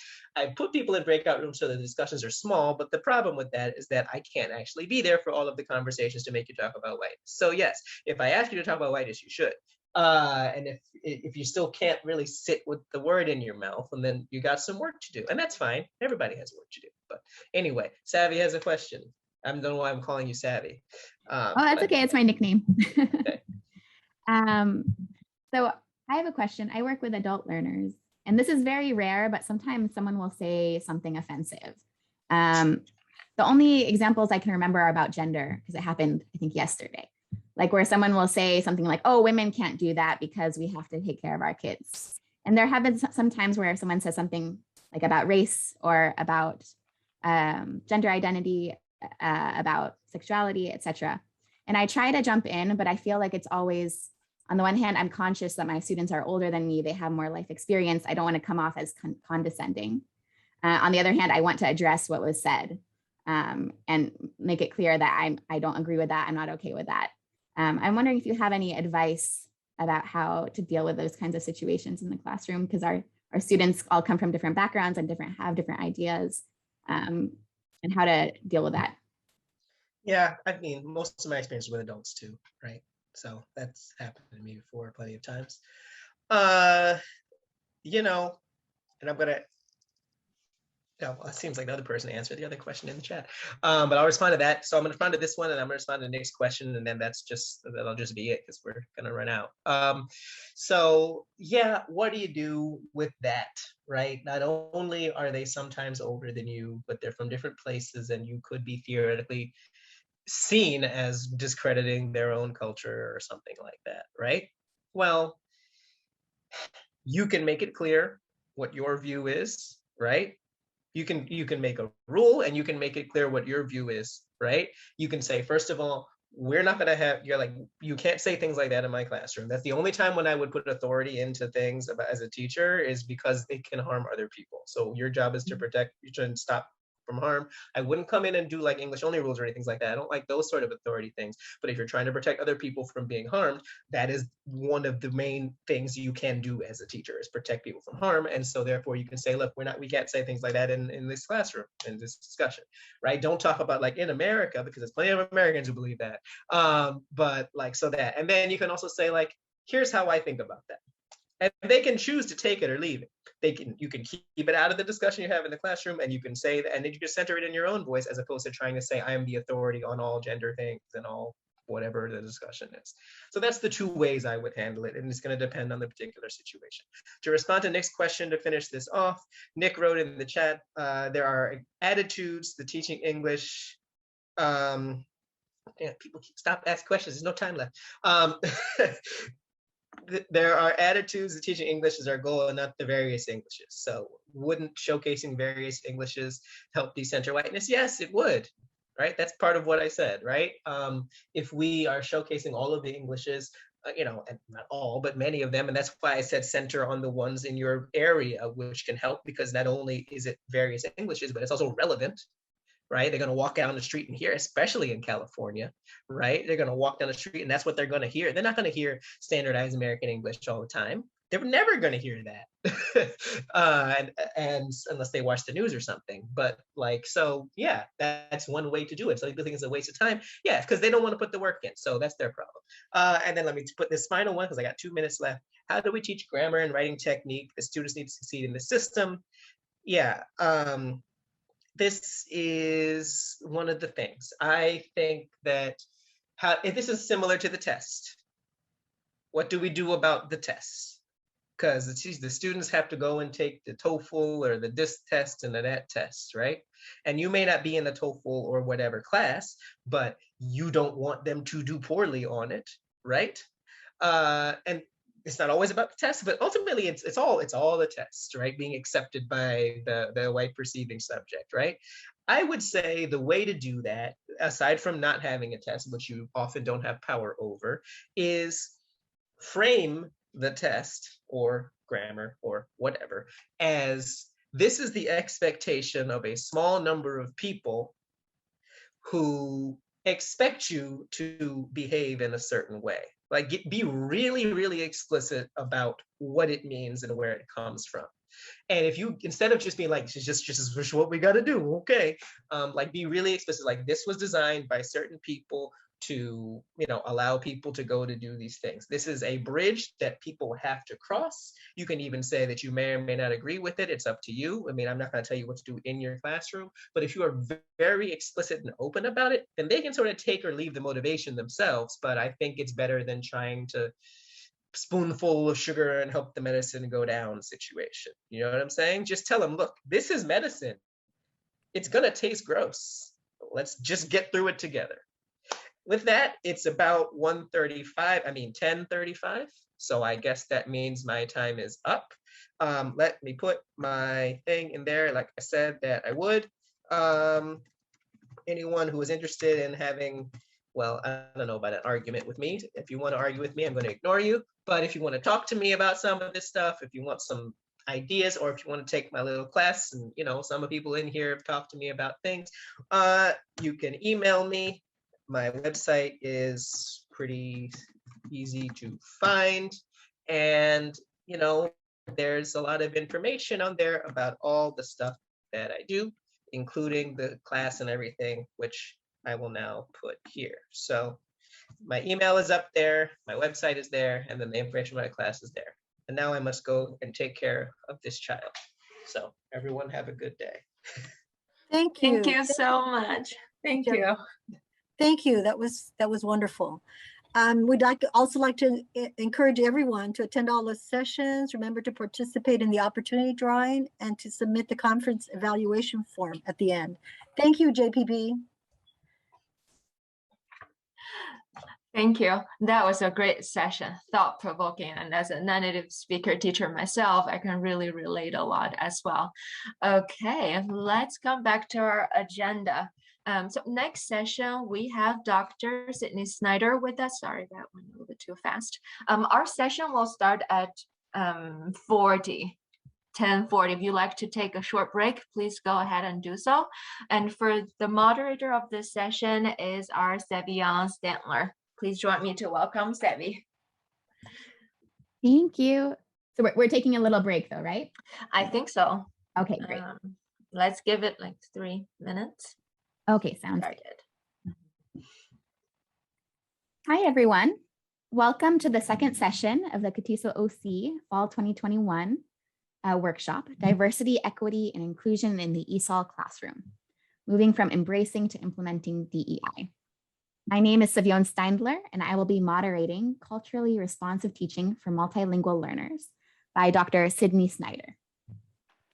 Before we begin, I just want to go over some logistics to help facilitate this session. As a reminder, if you have any technical difficulties, please message Brent Warner in the chat, or you can email the email address I'll be giving you here. There it is. If you have any questions, we will be answering questions at the end, but if you have a burning question, feel free to write it in the chat box, or if it's related to what Dr. Snyder is talking about at the moment. Some questions I will save until the end for us to discuss, and you can also raise your hand or write in the chat at the end. There will be some options for participation throughout the presentation in the chat box and using Flippity. So feel free to interact and be ready to share with us. And also throughout the presentation, we will be putting links in the chat, including the link for the slideshow. So keep an eye out for those. And now I'd like to introduce you to our presenter, Dr. Sydney Snyder. Sydney Snyder, PhD, is the co-author of Culturally Responsive Teaching for Multilingual Learners, Tools for Equity and Unlocking English Learners' Potential, Strategies for Making Content Accessible. She is a principal associate with Support Ed, a woman-owned small business dedicated to advocacy and educational equity for multilingual learners and their families. You can connect with her at sydney@getsupported.net or on Twitter @SydneySupportEd. Today, Dr. Snyder will be discussing culturally responsive teaching for multilingual learners. Welcome, Dr. Snyder. Thank you so much. It's a pleasure to be here. I'm going to go ahead and share my screen, and we'll go ahead and get started. So again, today we're going to be talking about culturally responsive teaching for multilingual learners, tools for equity. And my name is Sydney Snyder. Prior to my work at Support Ed, I've been with them for about 10 years. I was an ESOL teacher for many years. So that's just a little bit about my background. I just want to start out and say thank you so much for all you're doing and all you have done throughout the pandemic to continue to educate multilingual learners and all students. I think we've just been so impressed by the role that teachers have taken on, the creativity they've shown, the flexibility they've shown. So thank you so much for all you've done and all you continue to do. Our objectives for today are to explore the definition of culture and its characteristics, learn about the role of culture in teaching and learning, discuss 5 guiding principles for developing a culturally responsive school climate for multilingual learners, and receive tools framed around these 5 principles, and then provide an opportunity for you to apply these strategies to your context. And Savvy has posted the link to the PowerPoint in the chat. Thank you so much for doing that. So if you want access to the PowerPoint after the session, feel free to download it from that link. I also wanted to share with you a Padlet link. So this is a collection of resources, tools that we'll be talking about during the session, and also additional resources to support each of the 5 guiding principles. So this is a great thing to check out after the session, and you will continue to have access to it forever. So you can just keep going back there. We also continue to update it as we find new resources to share. So this session is based on a book that I co-authored with my colleague Diane Stair-Fenner. I'm going to be kind of giving an overview, so I'm going to cover a lot of content today. But again, this is a great place to go if you want to do a deeper dive on any of these topics. And there's also a free resource connected to the book published by Corwin. So on it, there are some of the tools which you can download, as well as videos. We have 1 to 2 videos for every chapter, and we filmed these in Syracuse City School District. So if you want to learn more about a particular aspect of culturally responsive teaching, the videos can be a great tool. And again, those are all free. All right, I'd love to hear now from you. So in the chat, how are you feeling about implementing culturally responsive teaching for multilingual learners in this school year? A, it's going to be one obstacle after another. B, you've got this. C, isn't it still summer vacation? So go ahead and drop in the chat. Are you an A, B, or a C at this point? Also, if you want, you can share your teaching role. I'd love to hear what your role is, just to have a sense of who's here today. I'm seeing some C's. Yeah, it feels like summer vacation. I'm in Pennsylvania and the weather here is amazing. So I don't know. I'm sure in California it's great too. Some A's and B's, some C's. Great. All right. Thank you so much. Feel free to keep adding. So we're going to dive right in and talk about exploring culture. And first, I just want to share, who are multilingual learners? There's so many different terms that we use. So we think of multilingual learners as encompassing English learners, but also students outside of that. So anybody whose family who maybe speaks another language in the home, but they have never received ESOL services, or they're not receiving ESOL services at this time, they would be considered a multilingual learner. So when we look at our numbers of English learners, we know they make up about 10% of the population, but multilingual learners, so students who are in homes where families are speaking another language other than English, make up about 22% of the school age population, just to give us a little bit of context. I'd love to have you now share in the chat which one of these pictures stands out to you in relation to culture. So when you think about culture, which one of these really stands out to you, and what aspect of a culture does it highlight? So go ahead and share in the chat. So I see a C. Anybody else want to share which of these pictures stands out and what aspect? So colorful, religion, all of them okay. D reminds you of ceremony, all of them. Generational, yeah, diversity in teaching. Real life, Okay, art, nice, thank you. So all of these are aspects of culture, right? And again, feel free to keep adding in the chat. So there are many definitions of culture, but one that we like to use in our work is a system of shared beliefs, values, customs, behaviors, and artifacts that members of society use to interact with their world and with one another. So all those things that we were talking about related to that picture, and thinking about how they shape who we are. Some important things about understanding culture are, one, that it's very complex and dynamic. Culture is always changing, right? And then also sometimes when we think about culture as what other people have, but we don't often take enough time to reflect on our own culture. So recognizing that we're all members of multiple cultural groups, and that shapes how we see the world, how we interact with one another. And also the importance of recognizing that there's great variability within a group. So we never want to ask a student to speak for an entire cultural group. They can speak for their experience as a member of that group, but we need to recognize that within every group, there's great variability.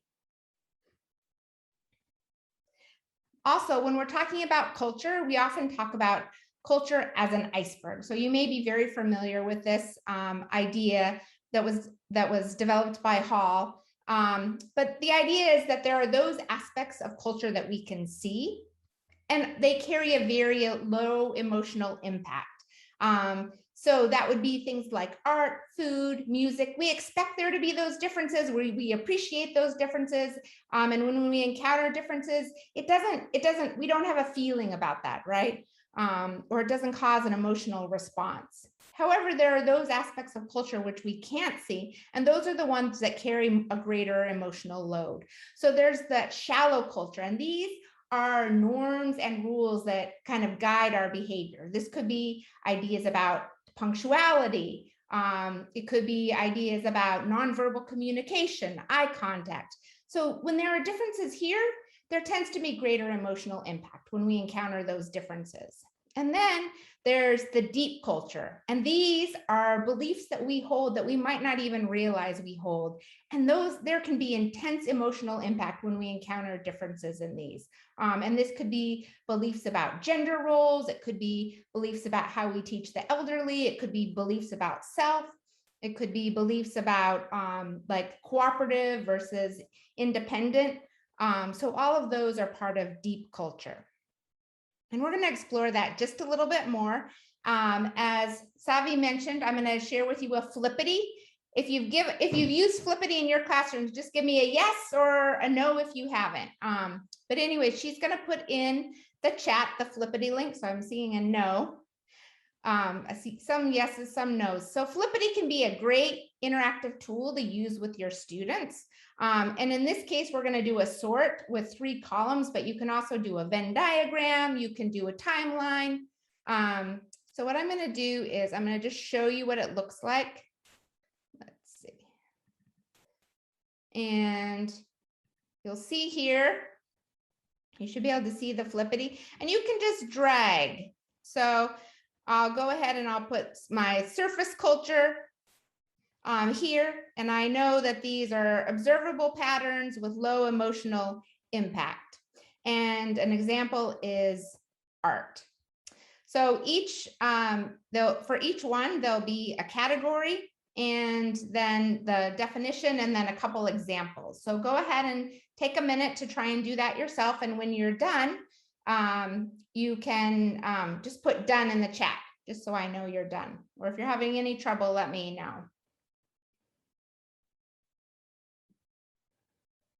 Ooh, someone's already done. Fast.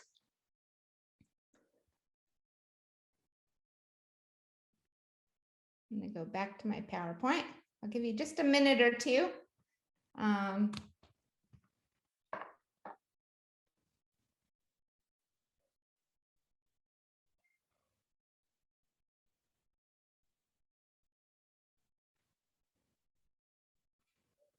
Just give you a minute to see.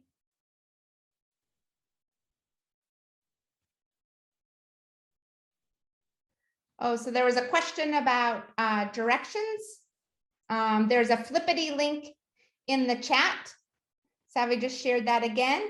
And you're just going to go ahead and you're going to sort those into surface, shallow, and deep culture. I'm seeing a lot of dones.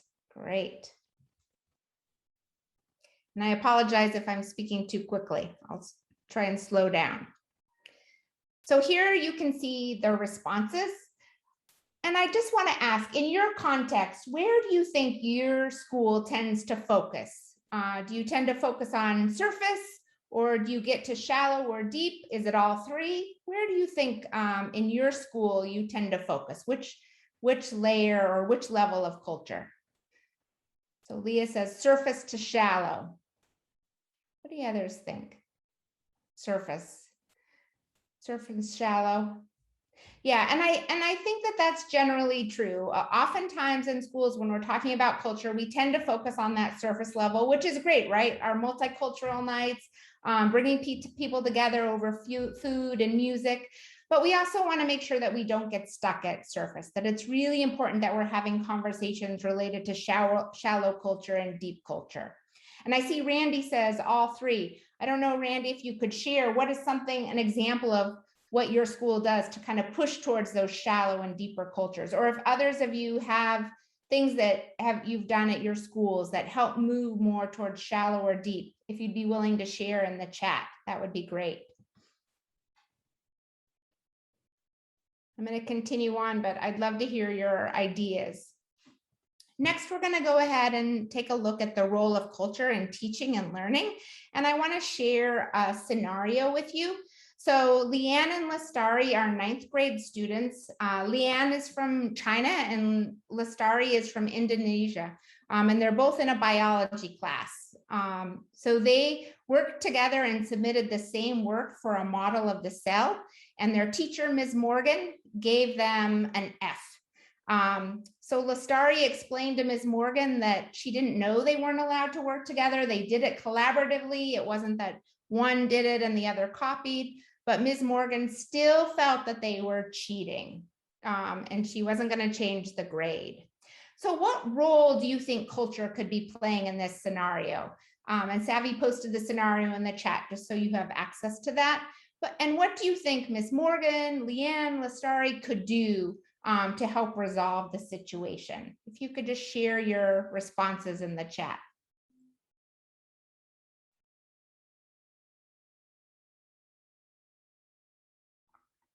So that idea of cooperation versus competition, yeah, having cultural norm differences about expectations.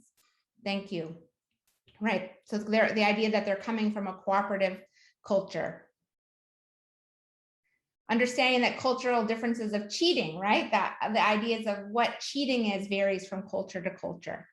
Having Ms. Morgan be more explicit about how much cooperation is allowed, right? Yeah, in general, I think Ms. Morgan needs to be much clearer about her expectations, acknowledging that she has students coming from different cultures. Great, thank you very much. So that's one thing when we talk about the students' culture and we think about our own culture, and those come together, but there is also the school culture. So our colleague, Ayana Cooper, developed this image, this graphic to help us think about how those three cultures come together. And as you're thinking about it, I'd love to have you think about how are the beliefs and values that are embedded in your school culture manifested in expectations for students and teachers. So what is the school culture and what does that look like in terms of expectations? And how are those expectations made clear? Do our students always know what the expectations are? Just as we saw in that scenario, where Leanne and Lestari didn't know, right? So as was mentioned in the chat, you talked about individualist versus collectivist cultures, and we know that there's a difference. So the United States is #1 in a scale of individualist, on a scale of individualist versus collectivist cultures, right?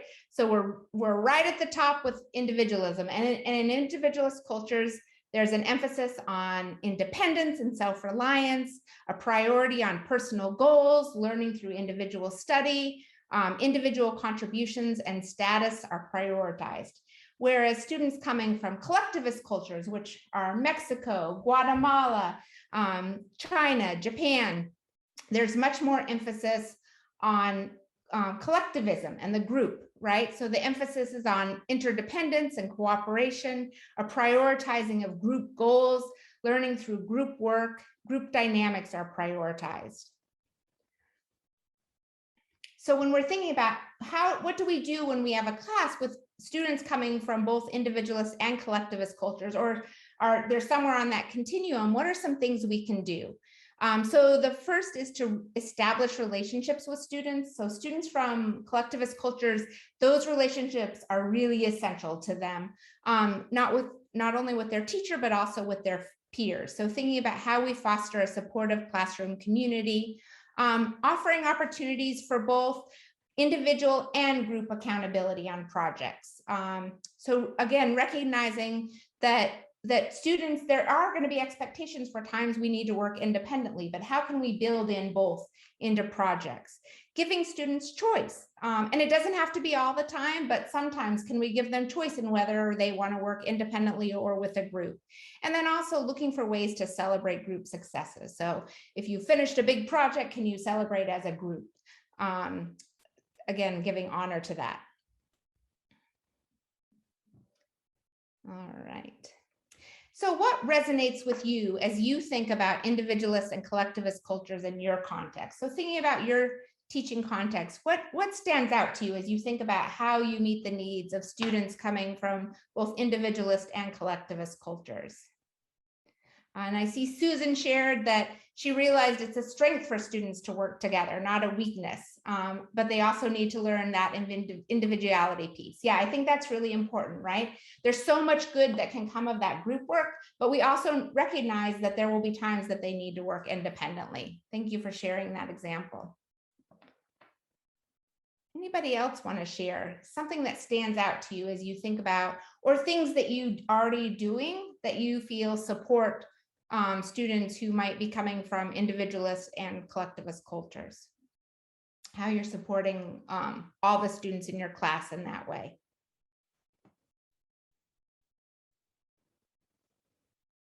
Yeah, so the idea that some students don't feel comfortable raising their hands because they don't want to stand out, right? Where they come from a culture where it's not good to be noticed. So thinking about other ways that students can be asked to share their ideas or ask questions, right? Sometimes students might not want to ask questions again because they don't want to stand out. So how can we create a space where questions can be asked in a more comfortable way for students? Yeah, so Randy mentioned that he's trying to make collaboration more an important part, but still talking about norms around originality versus plagiarism. And I think plagiarism is another one of those topics that varies from culture to culture. So I taught for a time at a university in Indonesia, and the students had this phrase about Indonesia, that it was an archipelago made up of many islands, and they had learned it as small children, and they brought that into every essay that they wrote. And I think, again, it's that idea of how is knowledge passed down, and what we think of plagiarism, they might think of, as sharing the words of important people that they've studied, right? So yeah, I think that those expectations need to be really explicitly taught. Thank you. I also, when we're thinking about the role of culture, I want to talk a little bit about the work of Zaretta Hammond. She wrote an amazing book called Culturally Responsive Teaching in the Brain. And she really talked about how culturally responsive teaching is brain-based learning, right? So that the brain seeks to minimize social threats. So when we create a safe space, when we build those relationships, then students are better prepared to learn. They're more able to learn.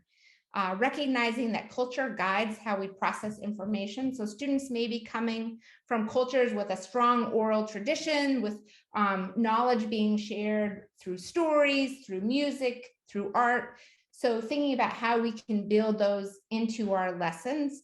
And when we do, it's going to be more interesting. And so that's going to drive their learning. Also recognizing the idea that new information is learned more quickly when we couple it with existing funds of knowledge. So what students already know, what's the knowledge they already have, the experiences they already have that we can build on. And then finally, recognizing that the brain grows through challenge and stretch. So always looking to that idea of how can we push students really to help them grow, to help them continue to think beyond is so important. Next, we're going to turn to 5 guiding principles of culturally responsive teaching. And these, again, come from our book. So the first is that it is assets-based. Second, that it simultaneously supports and challenges students. Third, that it places students at the center of learning. Fourth, that it leverages students' linguistic and cultural backgrounds. And 5, that it unites students' schools, families, and communities. And again, we're going to be talking about each of these throughout the session. But I also wanted to share with you on the Padlet, there is a guiding principle look for. So sometimes I think when we're talking about culturally responsive teaching, it can feel very abstract. What does this actually look like in the classroom? So we've developed some look fors that you can think about. Are these present in your classroom, in your school? And if not, what are some things that you might want to change? So that can be a great collaborative tool for you to use with colleagues as you think about where you might want to focus your priorities. What I want to do now is share with you a video. And again, this was from Syracuse City Schools District. It's a social studies class. And I want you to think, as you watch the video, what stands out to you from the video related to culturally responsive instruction? And what are your glows and grows? What did you appreciate about the lesson? What was something that the teacher might have considered? All right, I'm going to go ahead, do it.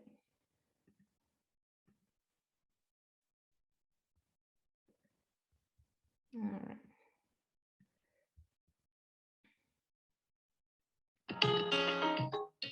Is that good? Everyone can hear? All right, thank you. I'm going to put a couple questions up on the board that I want you to discuss with the people in your group, okay?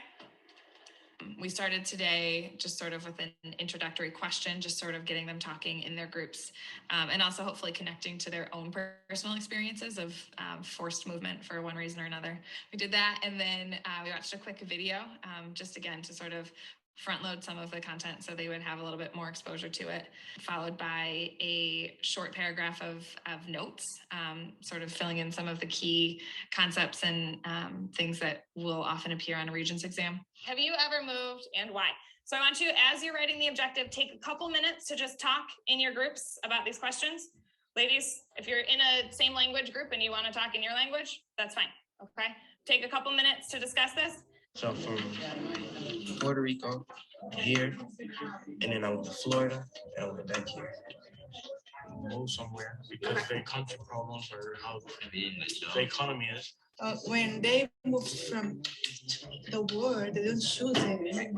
They have to move to save their life. Yeah. The reason people move, I already told them, because a veces sometimes it's because they don't feel safe, and then sometimes it's because they just want to move to take new experiences. Do any of you guys have family that have moved to the States in the last couple of years? Yeah. Why? Because sometimes, like you said, it's not safe, or they don't have enough space, or just they want to start a new life. What else happened?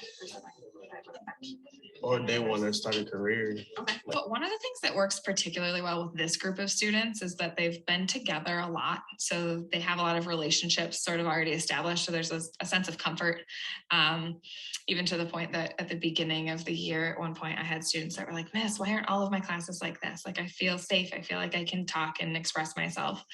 But again, I think that's a lot of why I sort of try and front load some of the content, whether through the video or through the notes, or through conversation about their own experience, so that then when they're diving into a document, they have a little bit of context for what it's about. I also had tablets at each of the stations where they could use Google Translate for those that have first language literacy. So some of them are real quick to sort of seek that out on their own. Others sort of need to be prodded to do it a little bit more.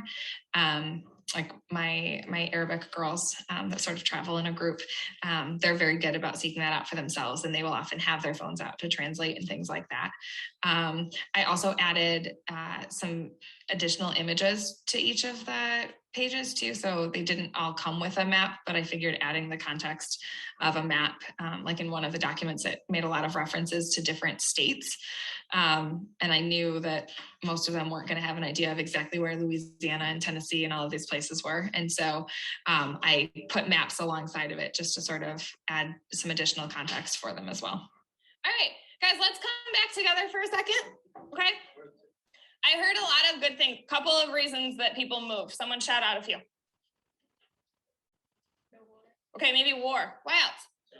Jobs. Safety. Okay, all right. Do people always pick where they move or choose where they move to? Sometimes yes, sometimes no. Okay, and did you guys get a chance to talk about, have you moved?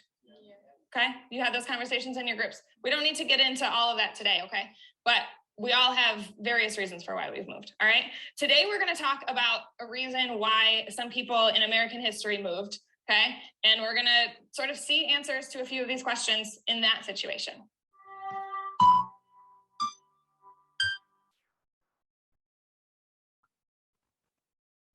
All right.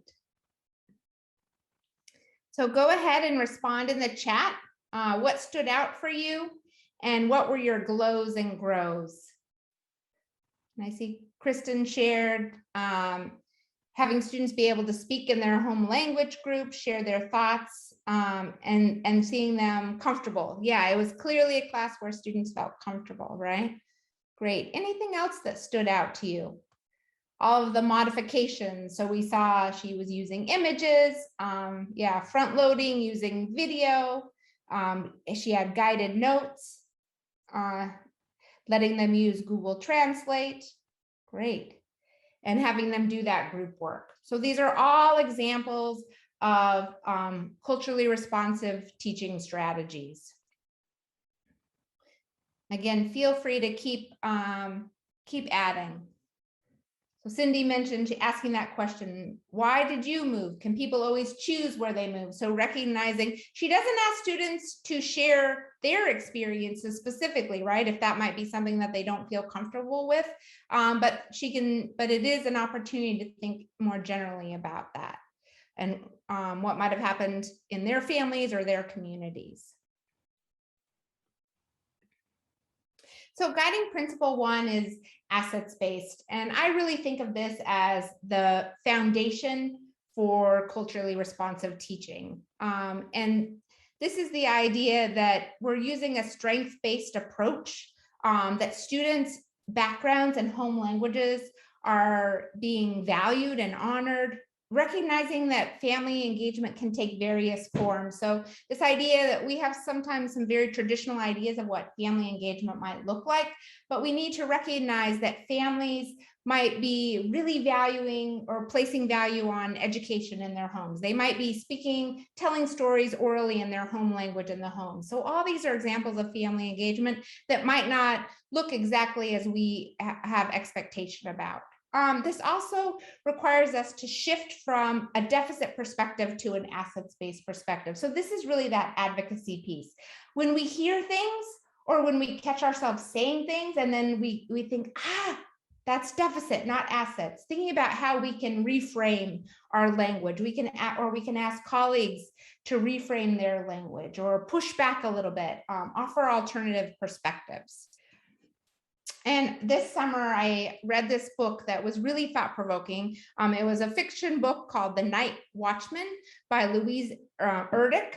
And this story offers a fictionalized version of the struggles of the Turtle Mountain Indian reservations when the US Congress was trying to break treaties with Native Americans and take back tribal land.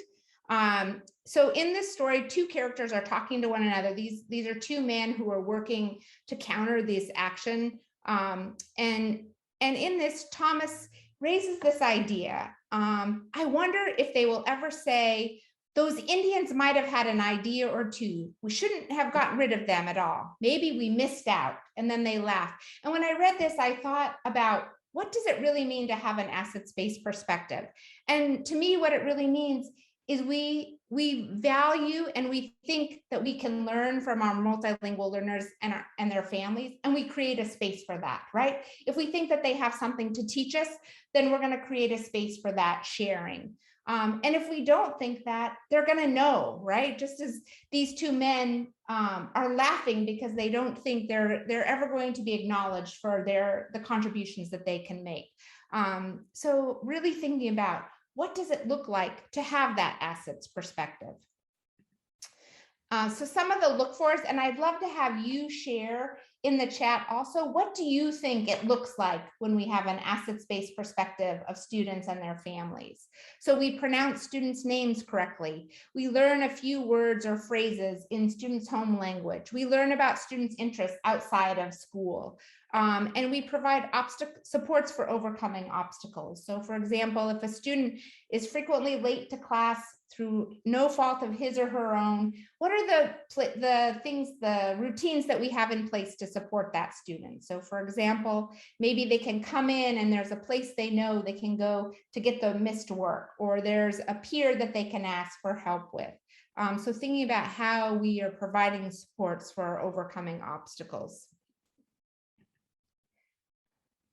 Another way to focus on an assets-based perspective is to make sure that we're promoting ML's assets. So how are we encouraging storytelling, which really helps us learn about students and their families if they feel comfortable telling? How are we spreading the news about ML success stories? So how are we sharing with our colleagues, with the communities about the successes that are happening? Spending time in ML communities, again, is a way for us to learn more, to appreciate more, to hear those stories. And then also sharing quantitative data, and I'm going to give an example of that. So an example of a success story in Jefferson County Public Schools in Kentucky. They offer interpreter training courses to bilingual high school students. And this is really a twofold benefit. One, it leverages students' strengths, and it also helps serve an important community need. So they have this amazing program. They're really building on students' assets, and then they're publicizing the program in local media. So they're telling others about this program, about these students, about this resource that they have, really as a way to celebrate and honor their bilingualism, their multiculturalism.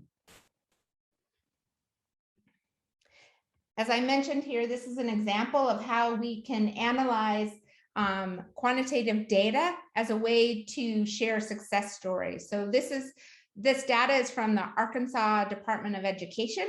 And oftentimes when we look at data that compares our English learners with our non-ELs, we'll see that our ELs are underperforming. However, when we look at our former ELs, or those students who have been exited from the English Learner Program, we're finding that nationally these students are outperforming their never EL peers, right? So how can we really highlight that, again, as a way of saying, look, your multilingualism, your multiculturalism is really benefiting you long run. So we might not see it in the short term, but let's look at the long term. I'd love to hear you share now in the chat, what is a way that your school or district promotes ML assets? Or what's something that you do? What's a way, again, that you're sending these powerful stories of students' assets and you're sharing them with colleagues, with the community?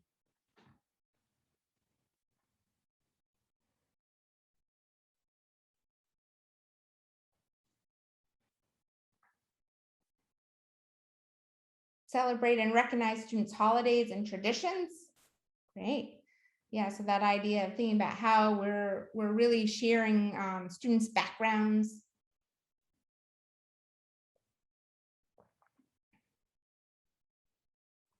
Anybody else want to say?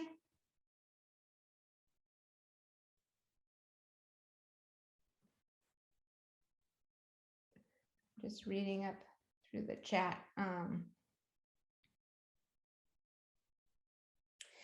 Yeah, and I see that you brought up that idea of My Arabic Girls, and again, yeah, do we want to group students by a language they speak? Probably not. So thinking about another way that she might have said that, I think that's an important point. So having conversation partners, great.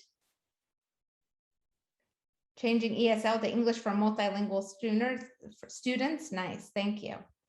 All right, great, oops. So guiding principle 2 is simultaneously supporting and challenging. So this guiding principle really thinks about how we provide students access to content and to programs, right? That we provide support for students in acquiring language and accessing content, but then also this third piece, which is often the one I think that we overlook, thinking about how we challenge students to think critically and build cross-curricular connections. So that idea, going back to Zaretta Hammond's idea of stretch and grow, how are we helping them help their brain grow?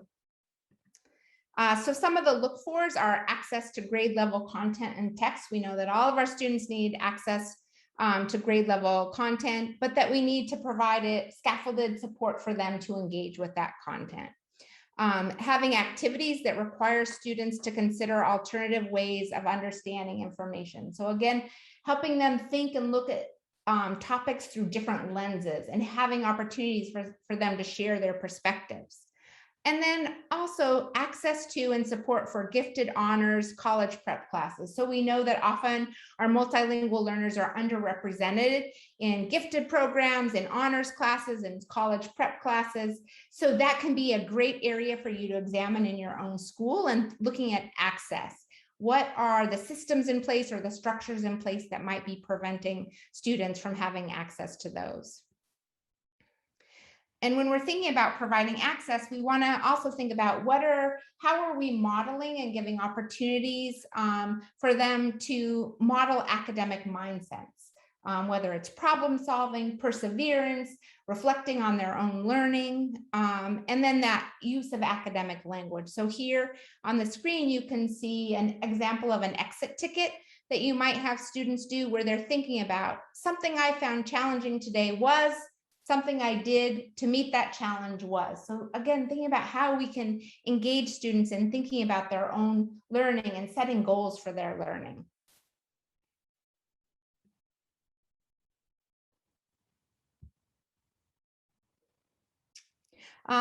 So again, thinking about how we can have students meet these high expectations.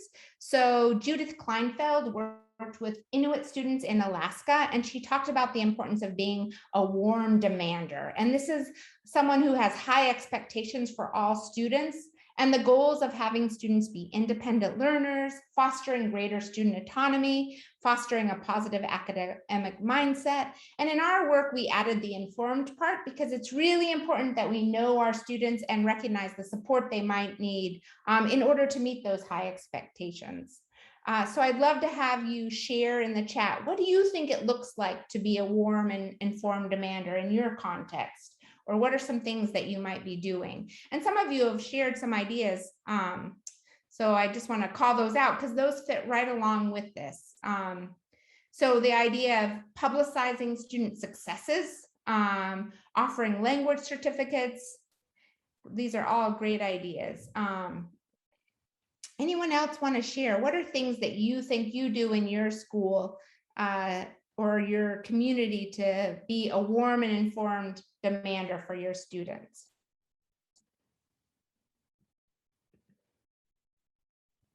And I mentioned that piece of challenging students. So again, thinking about how we can push them in some ways are using interdisciplinary or project-based learning activities. So these are units that are cross-curricular. Topics can be studied from several points of view, have 2 to 5 themes or essential questions that guide them, and again, offer opportunities to share, for students to share their own experiences. And I'm going to give a couple examples.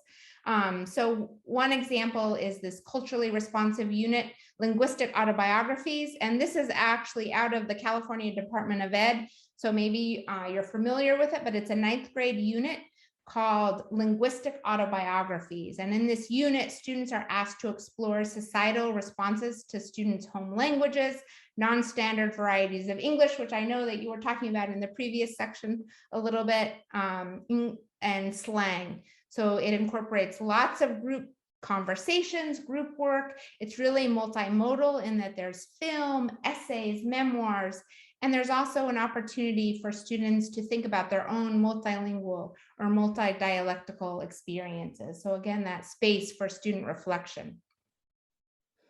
That's shared in the Padlet in case you want to learn more about that. So the third guiding principle is having students at the center of the learning. And this is really an instructional approach that integrates student voice and student choice. And students are asked to shape the content, instructional activities, materials, assessment, and pace. So when we think about the look fors for this, we're going to see lots of pair and small group work. Students and teachers develop norms and expectations together. So again, building that student autonomy piece. MLs are involved in goal setting and assessment. So thinking about how you're really building it, bringing in opportunities for students to self-assess, and then giving students opportunities to speak and write about their lives.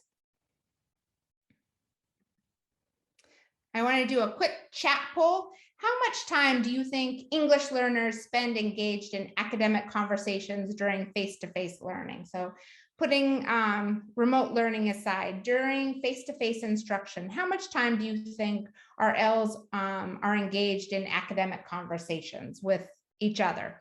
Is it 0 to 5, 6 to 10, 11 to 21, 21 to 50, or 50 or more? I'm seeing some C's and B's, lots of C's. So the research that was done showed it's A, 0 to 5%. So even though we know how valuable those collaborative conversations are for students, we're still not seeing enough of it in the classroom. So again, thinking about how we can increase those opportunities for peer-to-peer learning, peer-to-peer conversation. How can we move from teacher to student discourse, where the teacher asks a question, the student responds, the teacher talks, back and forth, to having students talk with one another? It's really important. On the Padlet, we've shared some oral language activities that you may be familiar with or you may not. So there's 6 activities in that resource are described, and there's videos to go along with each. So that can be great if you're looking for new ideas for building oral language activities into your classes. Now I'm going to kind of pivot a little bit. So when we're talking about putting students at the center of the learning, there's that peer learning opportunity, but then as I mentioned, there's also that self-assessment opportunity. So I'm going to share another video. This time it's actually from a 4th grade classroom. It's going to say 2nd, but it's 4th. As you watch, I want you to think about what strategies does the educator use to engage students in self-assessment, and then hear from you. What are strategies you use to engage students in self-assessment?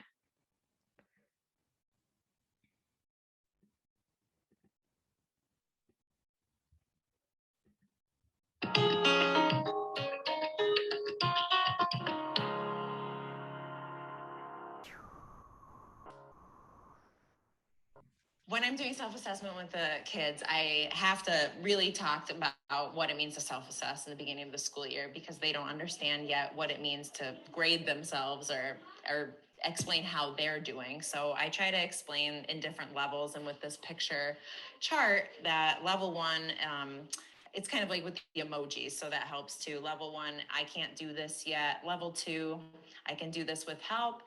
Level 3, I can do this on my own, or level 4, I'm an expert. So I try to explain to the kids too that level 4 is not always a choice, because you have to be an expert or teach other children. So a lot of the times we're always reaching our goals, and we're always practicing reaching our goals. So even with adults, I try to tell them we're never really there. We're always learning something new. So when they do self-assessment, they self-assess here at our table, at our group table with me. And then we have a discussion. We discuss if I agree with them or disagree, and we talk about that. And then I send them to our station where they upload their work and they circle their self-assessment, and it connects to our app, which is connected to the families. We've got level 1, which is I can't do this yet. Level 2, I can do this with some help. Level 3, I can do this on my own. Or level 4, you're expert. Do you think you could teach someone? You feel confident? Okay, circle a self-assessment. What do you think you got? on this? Level 1. So yesterday, when you did this activity, you had remember you made those 3 mistakes? Yeah. So you fixed them, which is great, but what would you give yourself? Level 1, I can't do this yet. Level 2, I can do this one. Which one do you think? Why did you circle 2? Because I did 3 mistakes and because I need a little bit of help. Yeah, because you needed a little bit of help. I helped you yesterday on it when we did it. Yeah, I did. So do you think that you will get into a level 3 or 4 next time? So it looks like when you did this, you were reading them, but these were the ones that were mixed up, right? And that was a little confusing to you. So I agree with you. I said, I think you can do this with a little bit of help when I helped you on it. So good job. So the self-assessment on the iPad, we send home a family invite that goes home in the beginning of the school year where parents can log on with a specific code for our classroom. And they log on to the app and click their child's names in the apps, which is definitely helpful for our Spanish speaking families because I am not fluent in Spanish. So our parents can see directly visuals and their pictures of their children's work. So that's very helpful.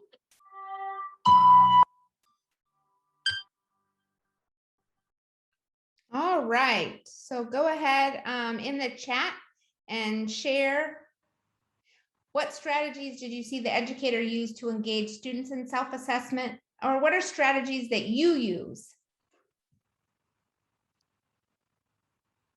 Yeah, so it's not punitive, right? Yeah, it's really this idea that students are working to progress, to learn more.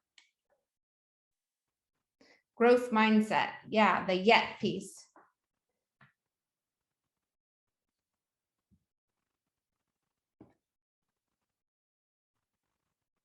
All right, feel free to keep adding.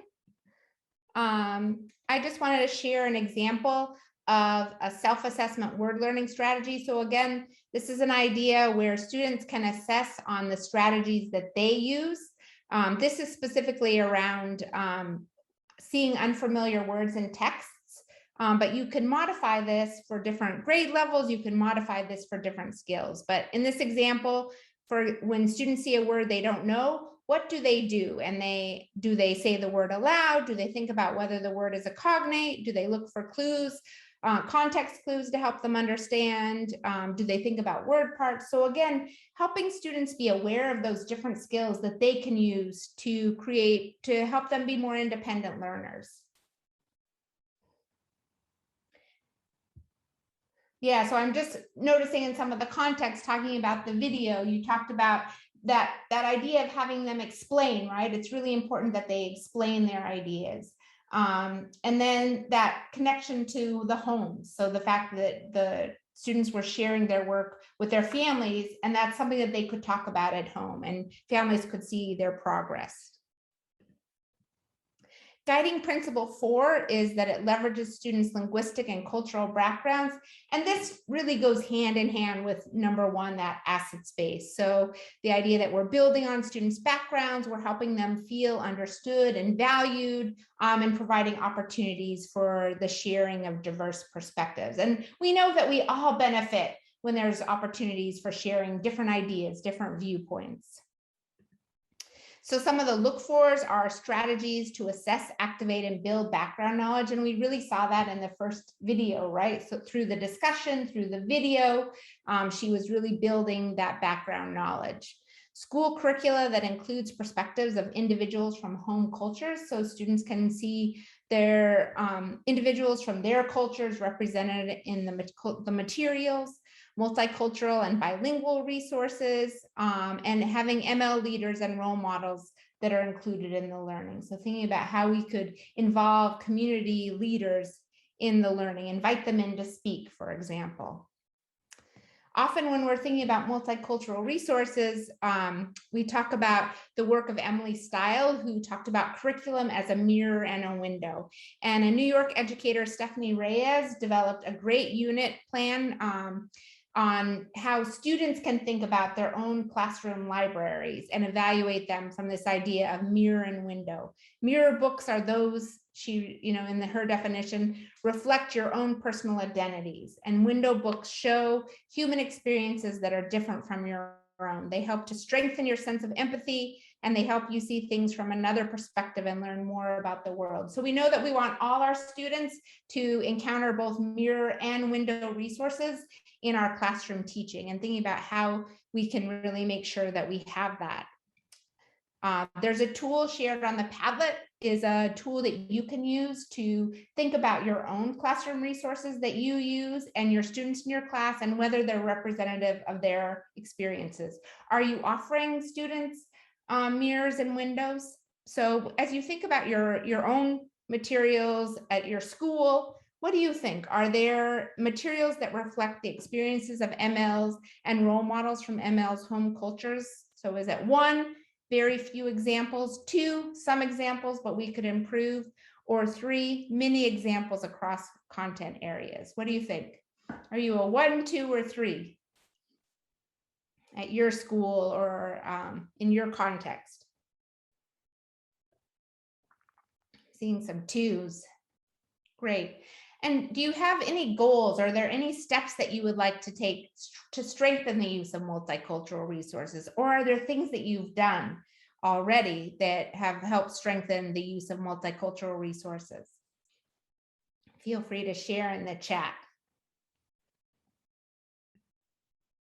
So the final guiding principle is uniting students, schools, families, and communities. So thinking about how we're really making those connections through creating a welcoming environment for ML families, building relationships with them, communicating effectively with them, overcoming barriers, and empowering families.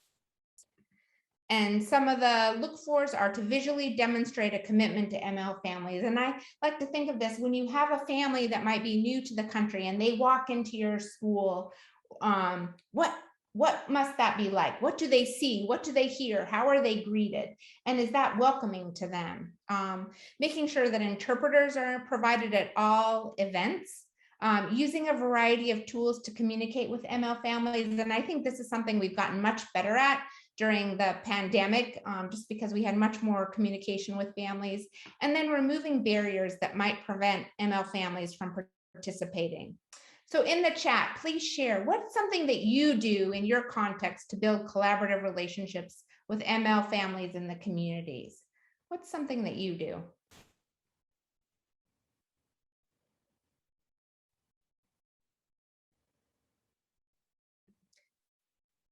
As you're thinking about that and writing in that, I just wanted to share a resource on the Padlet. There's something that's called Overcoming Barriers, a tool, and it has some possible barriers. There's 6 barriers that we include: language, transportation, time, childcare, fear, and then some possible solutions. So if you think some of these, or parents have told you about potential barriers, then you might think about what are some possible solutions. So for example, can you use local college students to offer childcare during meetings, for example? Are you making sure that all materials are translated? Are you trying to provide flexible times for meeting and events? And Liam mentioned inviting families to open house and showcasing students' work. Yeah, I think that's a great idea. Families come and see that their child's work there. As we're wrapping up, I want you to just think about, I shared, and I know again, I was very fast, these 5 guiding principles. Which one really stands out to you as something you want to act on in your context, or something that you want to strengthen as you think about the upcoming school year? So is it 1, 2, 3, 4, or 5? Go ahead and put that in the chat.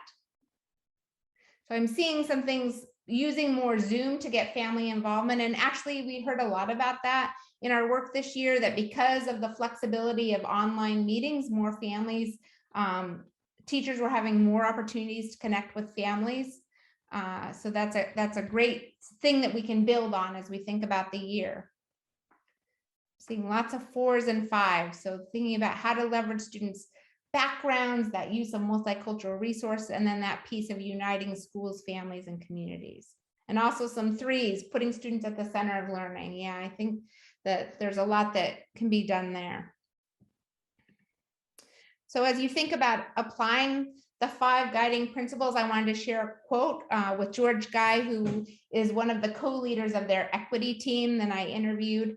And he said, when you're thinking about kind of where to start, what is the one thing when you see the inequity about who is making strides in your system and who isn't? What is the one thing from a capacity standpoint that you can begin to ask questions about and affect change with? So as you're thinking about where do I start, really look at that. Who is making strides, who isn't making strides, and what are some changes that you might want to make in your school in order to make change? And related to that, as we're thinking about equity for ELS, so the National Equity Project talks about educational equity means that each child receives what they need to develop their full and academic and social potential. So when you think about ML's education in your context, what is an area that you would like to take a closer look at or ask questions about? What's that thing that you want to begin to ask questions about or impact change with? You know, we're getting close to wrapping up time, so feel free to add that in the chat. I want to leave a little time in case there's any questions. And I also want to share 2 tools on Padlet. So there's one that is on examining inequity in my context, and this just gives some areas of inequity that you might find in your school, so you can look at those and think about those. Is there anything there that you want to take a closer look at? And then there's a planning template, which kind of brings in the 5 guiding principles as you think about planning a new unit. Just gives you some points. And again, there's that checklist and goal setting, which I mentioned earlier, can be a great collaborative tool. So I want to say thank you so much. It was really great collaborating with you today, and I really appreciated the opportunity to do so. If in the chat, you could just share your greatest takeaway, or if you have any questions, I'd love to hear your questions or hear kind of your next steps. All right, so feel free to raise your hand if you have a question or write them in the chat.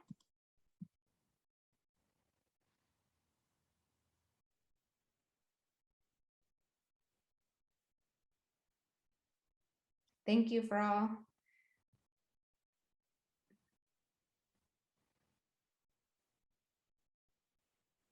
I guess I have a question, if there's no questions yet. So I know I teach adults and a lot of us also teach adults.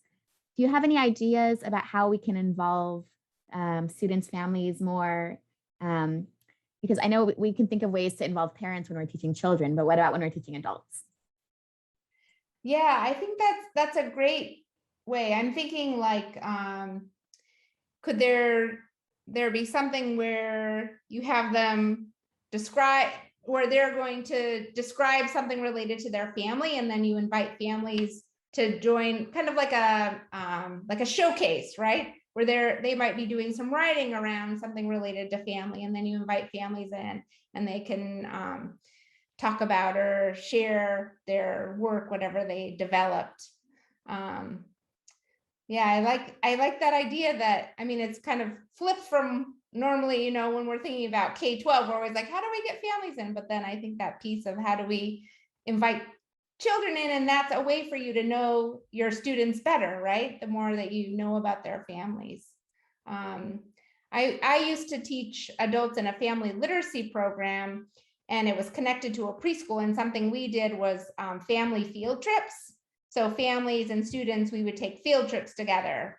This was just outside of DC. So I loved those field trip days because it was a great way. You're in, you know, at the zoo or whatever, and you're having these opportunities to get to know families in a different way.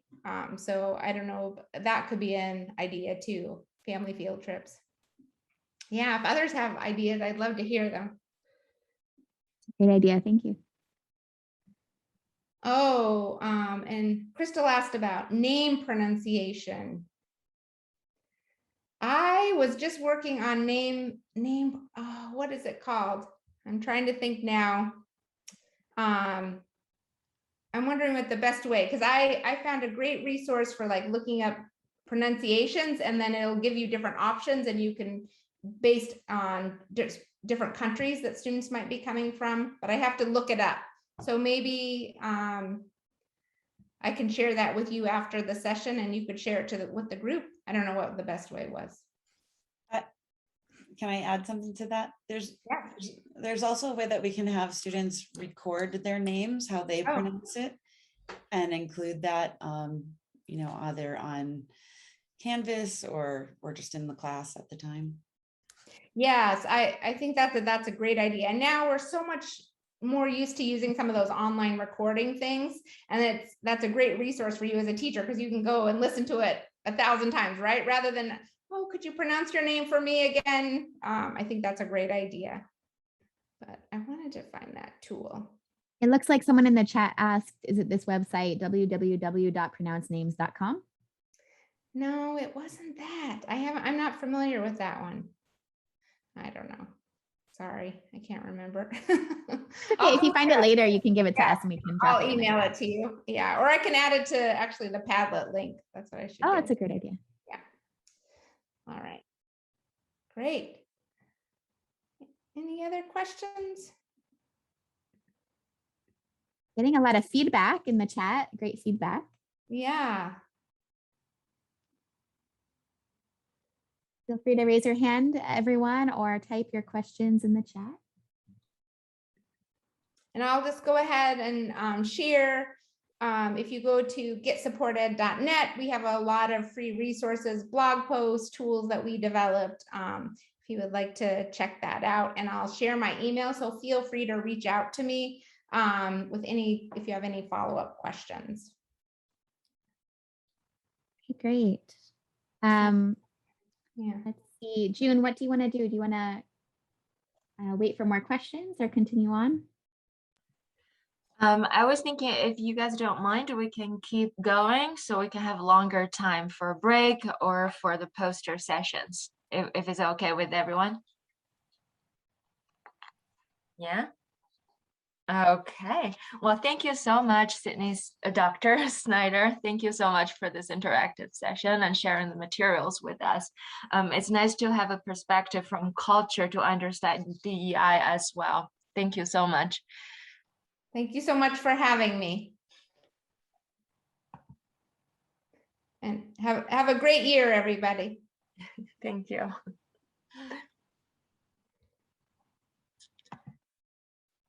I'm going to come back to my PowerPoint. For the next section, we will have about an hour. Now we have over an hour. I have quick announcements, a couple of them, and then we will have our first round of opportunity drawing. After that, our exhibitors will be given some time to introduce themselves. And after that, you will have some time to either take a break and come back to visit the exhibitors and virtual posters. Now, the first announcement is from CATESOL. They recently have formed a DEI task force, if you're interested in this. And they also created several interest groups, as you can see on the screen. And their contact information is right here, CATESOL DEI Task Force at gmail.com. And at the state conference in October, Dr. Nancy Kwon Johnson will be chairing 3 DEI panels if you want to learn more about DEI. Lastly, there's a DEI interest group. Tara and Ursula, would you please set the link to the chat box if anyone would like to take a look?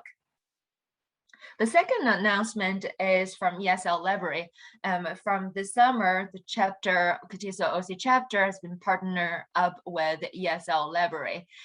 For that, the ESL Library has been offering several benefits to our attendees today or the active members at our chapter. The first one is a 2-month free access to Plus plan, and after that, 10% discount for the first year on an annual subscription. Also, they will be providing a free webinar just for our group. It's about teaching online with the ESL Library on September 22nd. You can find more information in the program. Pre-registration is required. To activate your free 2-month access, you need to go to this website and use this access code. And again, it's just for our CATESOL members. The expiration date is July 31st. Alrighty, now is our opportunity drawing time. Before we start this session, I would like to remind everyone you can earn extra drawings by first visiting our all the exhibitors to get the keywords. And Crystal or Tara, would you please send out the Google Doc link in the chat box? If you go to visit our exhibitors, they will provide a keyword. And once you put in the Google Doc, you will receive an extra drawing. And also, you can also follow our CATESOL OC social media website to get extra drawing as well. Now, with that being said, Victoria. Victoria, hello. Hi, I'm going to turn it over to you. All right, very good. Well, hello everyone, and thank you for attending CATESOL conference, Orange County. It's time for our opportunity drawing.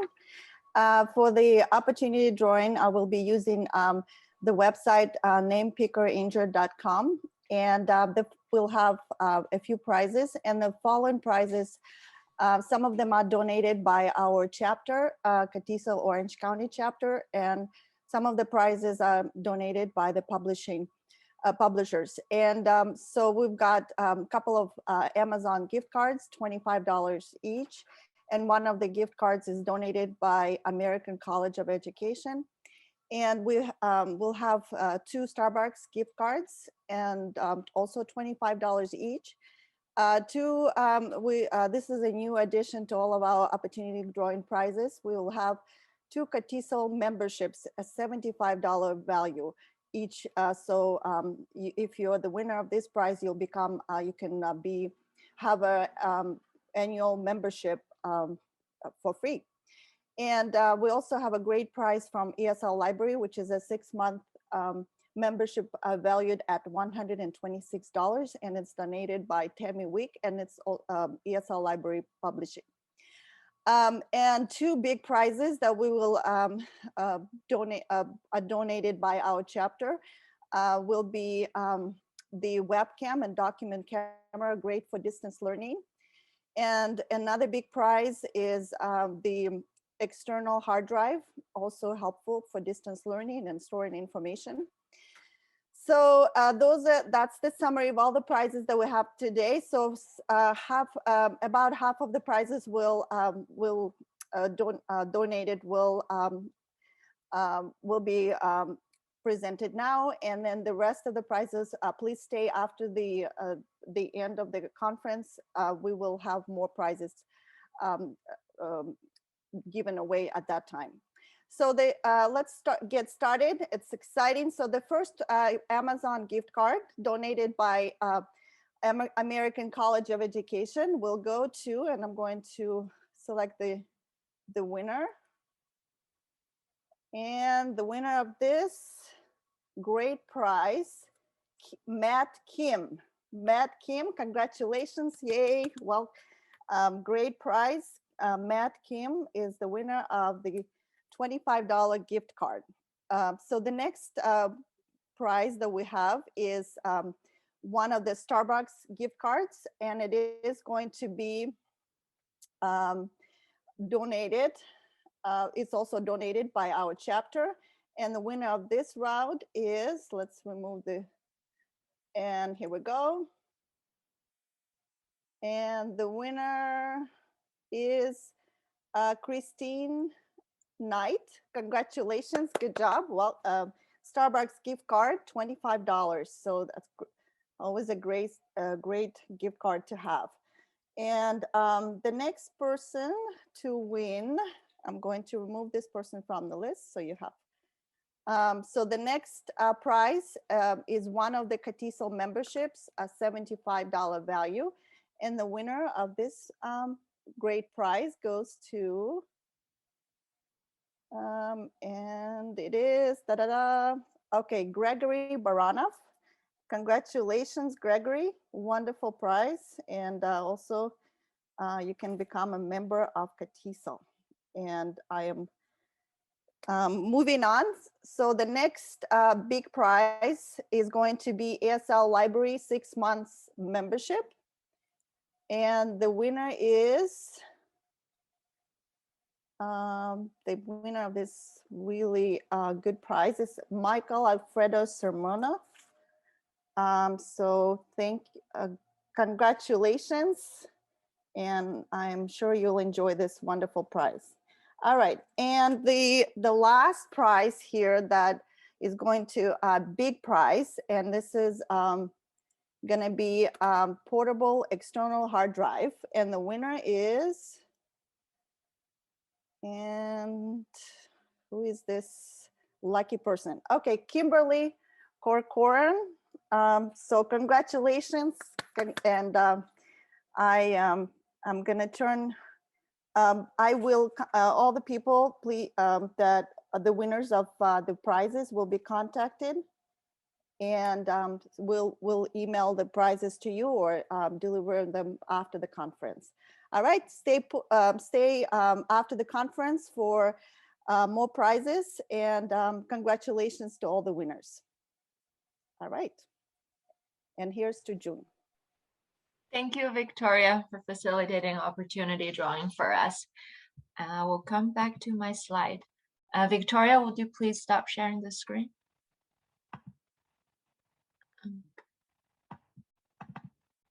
Okay, here we go. And congratulations one more time to all the winners. For the next slide, it's our exhibitor time. For this section, I'd like to turn it over to Crystal to help us introduce the exhibitors.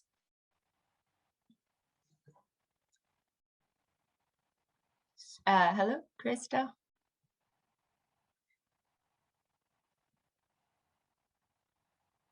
Crystal might be busy with the baby. Oh, she's here. She can't unmute herself, I think. She might need permission to unmute.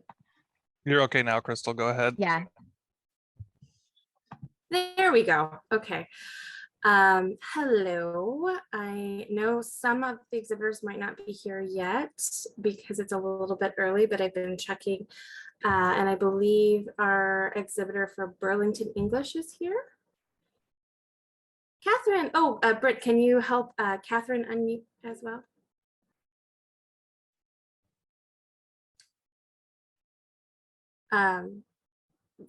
Brent, did you give Catherine the ability to unmute as well? I did.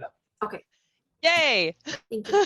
Thank you so much, Crystal. No problem. I'm really excited to be here today.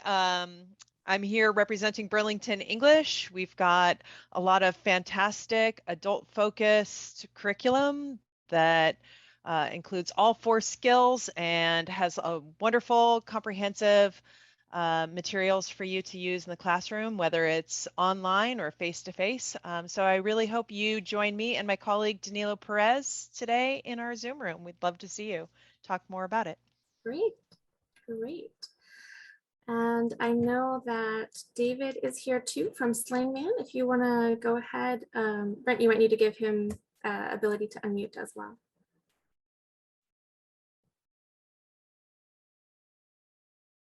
Yeah, David, you just need to unmute yourself. There you go. Oh, great.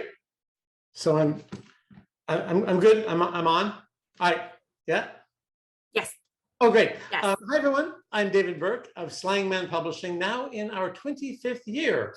And to celebrate that, we just launched a brand new high-tech website with the first idioms and slang books for both in-person and the online classroom. And as you know, idioms can raise your student's score in the speaking and writing section of the TOEFL. The website is slangman.com, of course, and this is from the Speak 1 collection. This is our new textbook, which has reading, writing, listening, speaking exercises, all full color, pair work exercises, group activities. We have a workbook, which is instant homework assignments. Why reinvent the wheel? To use some idioms. And teacher's guide comes with that. And we also have assessments. And if you come to my Zoom room, I'm going to give you all a free car. No, I'm going to give you all 1 month of free material. Now, this is going to sound not as good, right? 1 month of free materials to download today that you can test with your students. And remember, if you don't know slang and idioms, you don't know English, and I am here to help. Hope to see you in my Zoom room. All right, great. Thank you very much. So exciting. I'm going to list a few publishers who may not come to this portion at all. If you need to be unmuted, just raise your hand so Brent can see you. Is there anyone here from the CATESOL Education Foundation to speak for the introduction? Okay. Is there anyone here? Well, ESL Library, June already gave a great presentation for. Is there anyone here from Schools First? Is Danielle here? Just logging in right now. Just a moment. Okay, great. So we'll give Danielle the next slot. We also need someone from Vista Higher Learning, if someone's here for them. And I'm not sure if anyone was planning on speaking for Support Ed at this time. Those are ones that don't have a Zoom room, but they have everything available on the Padlet for you to come and look at.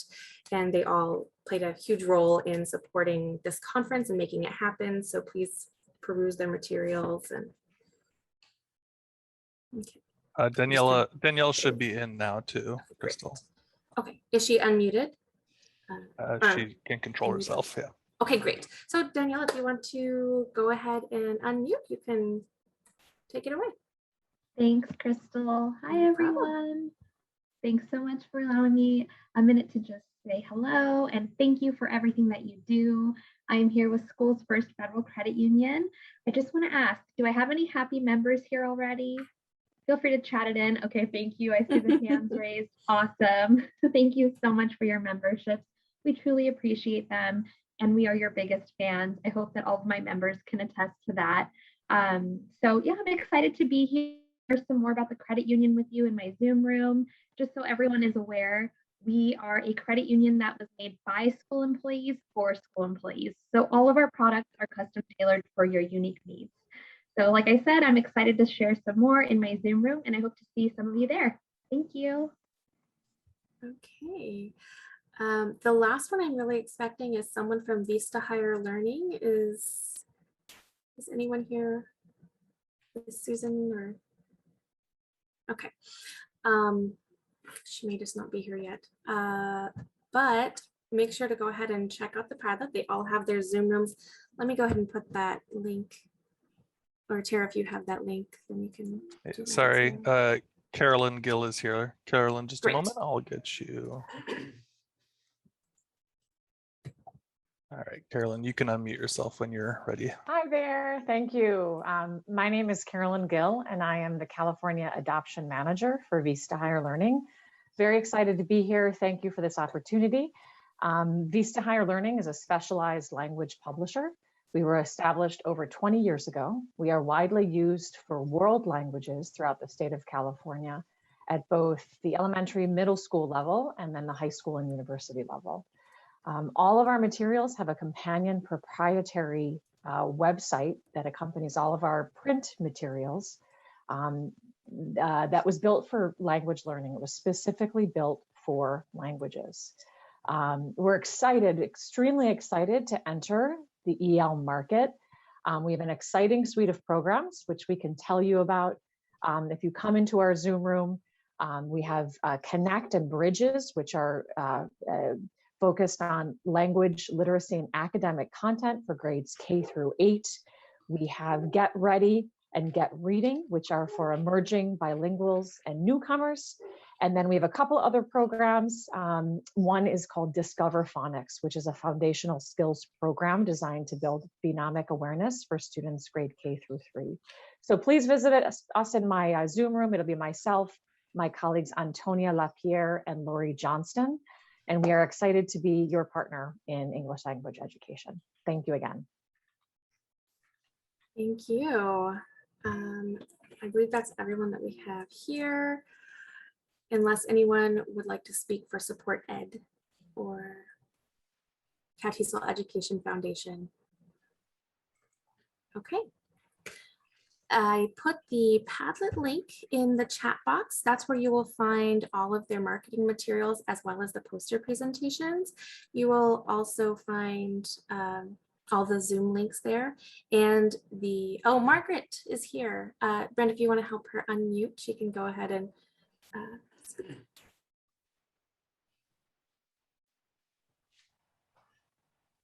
All right, Margaret, you can unmute yourself. Okay, great. Sorry, I was late. Welcome, everybody. Hope you're having a great conference, and it's a great topic you guys are talking about today.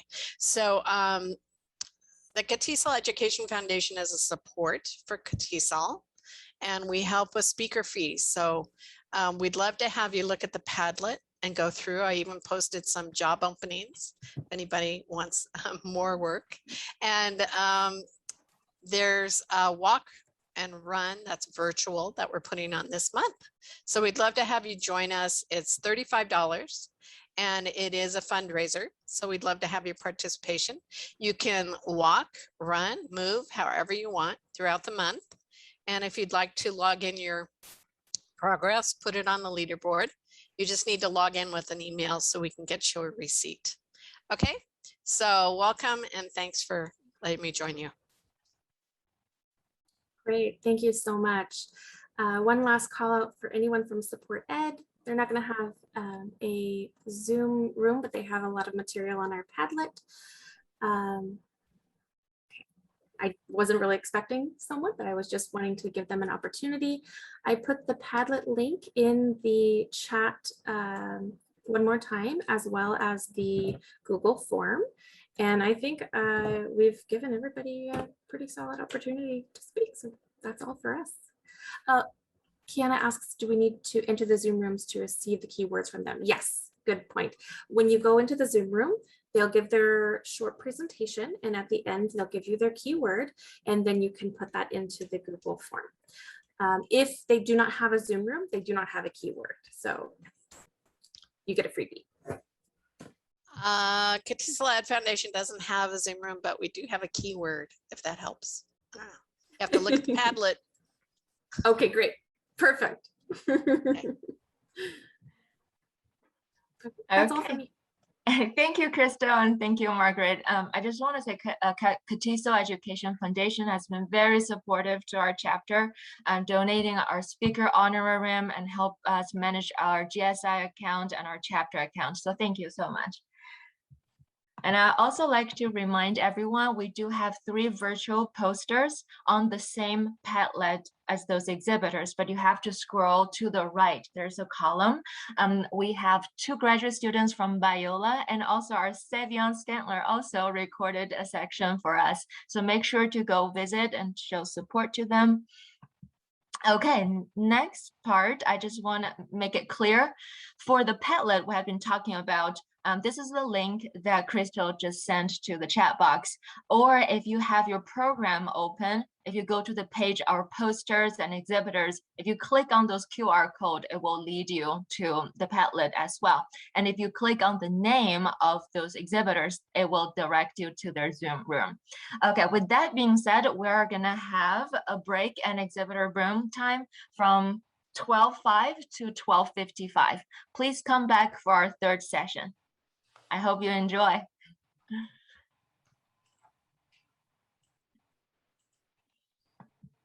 Okay, thank you, Bren. I was going to ask you to record.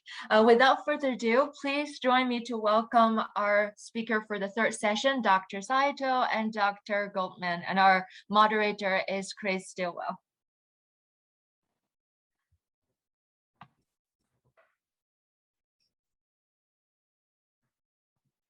Chris, I'm not sure if you can unmute yourself. No? Brand, would you please unmute Chris? We got it now. Got it now. Everybody can hear me now? Yeah. Yeah, of course. Okay. Well, welcome back, everybody. My name is Chris Stilwell. And before we get started, I'll mention some logistics. If you're having any technical difficulties, as you know, you can message Brent Warner in the chat. He's going by tech support Brent right now. Or you can send a message to catesoloctech@gmail.com. And I will put that in the chat right now also. Let's see, chat to everyone and message. There we go. All right. Now, if you have questions during the session, you can put them in the chat at any time, and we're going to try to address them at appropriate junctures. And of course, there will be opportunities at the end where you can raise your hand or put questions in the chat. And so now, I would like to introduce our 2 presenters. The first one is Dr. Erika Saito. She's assistant professor and course lead in social emotional learning at National University College of Education and consultant for the Asian American Education Project. Dr. Saito's background in K-16 plus classrooms includes over 15 years as a classroom teacher, TOSA, and department chair in both public and private institutions in Southern California and in China. Dr. Saito's research and published work center on Asian American history, international students, co-ethnic communities, and societal reception in relation to ethnic identity and educational outcomes. She currently serves as the AERA SEL SIG Secretary, CIES Co-Chair for Youth Development and Education, Education Committee for Solidarity, and Associate Editor for Journal of Interdisciplinary Studies in Education. Our second speaker is Dr. Julie Goldman. She's Director, Equity, Curriculum, and Instruction for the San Diego County Office of Education, and she supports curricular leaders to design and implement equity-focused K-12 instruction. She develops and implements state and federal grants, and she oversees the program design, professional learning, and curriculum development for the Writing Redesigned for Innovative Teaching and Equity Institute, or the WRITE Institute, a national academic excellence model and statewide literacy initiative. Dr. Goldman has also taught English, humanities, journalism, sociology, and education courses in K-12, college, and university contexts in the US and internationally, including Argentina, Mexico, Spain, and Taiwan. Her research areas include second language writing and teacher efficacy through a social justice lens. So with that, we're going to begin the talk, and the talk is titled, sorry guys, Using an Equity Lens to Explore Identity, Mindset, and Skills in an ESOL Classroom. Welcome. Thank you so much, Chris, for that warm introduction. That was wonderful. And thanks to everyone that's here on a holiday weekend. So we appreciate all of you being here. I wanted to first acknowledge the other two presentations because I feel like there is a really strong connection to what we'll be presenting today. With the first presentation, the discussion on whiteness and the definitions that, that were posed, I think are critical. I do feel that we need to be comfortable with our own identity before exploring these topics and truly understanding them. With the second presentation, it was, everyone was participating, it was exciting. A lot of it focused on these practical tips of what we can do in the classroom with our students. And so I thought that was also equally important. What you'll notice with our presentation is that a lot of it centers on teacher identity and being able to understand ourselves a bit better before we can understand our students. So, oh, I forgot to mention too that Dr. Julie Goldman and I work closely together within CATESOL. We serve as the K-12 level chairs. So, go ahead, Dr. Goldman. So on the next slide, you will see we, just as Dr. Saito just said, we acknowledge that you're here on a Saturday, a long weekend, and we just want to know a little bit more about you. So go ahead and put in the chat what you need in the next hour or so. So you can see some choices there: focus, inspiration, energy. So go ahead and put your names and orders in the chat here.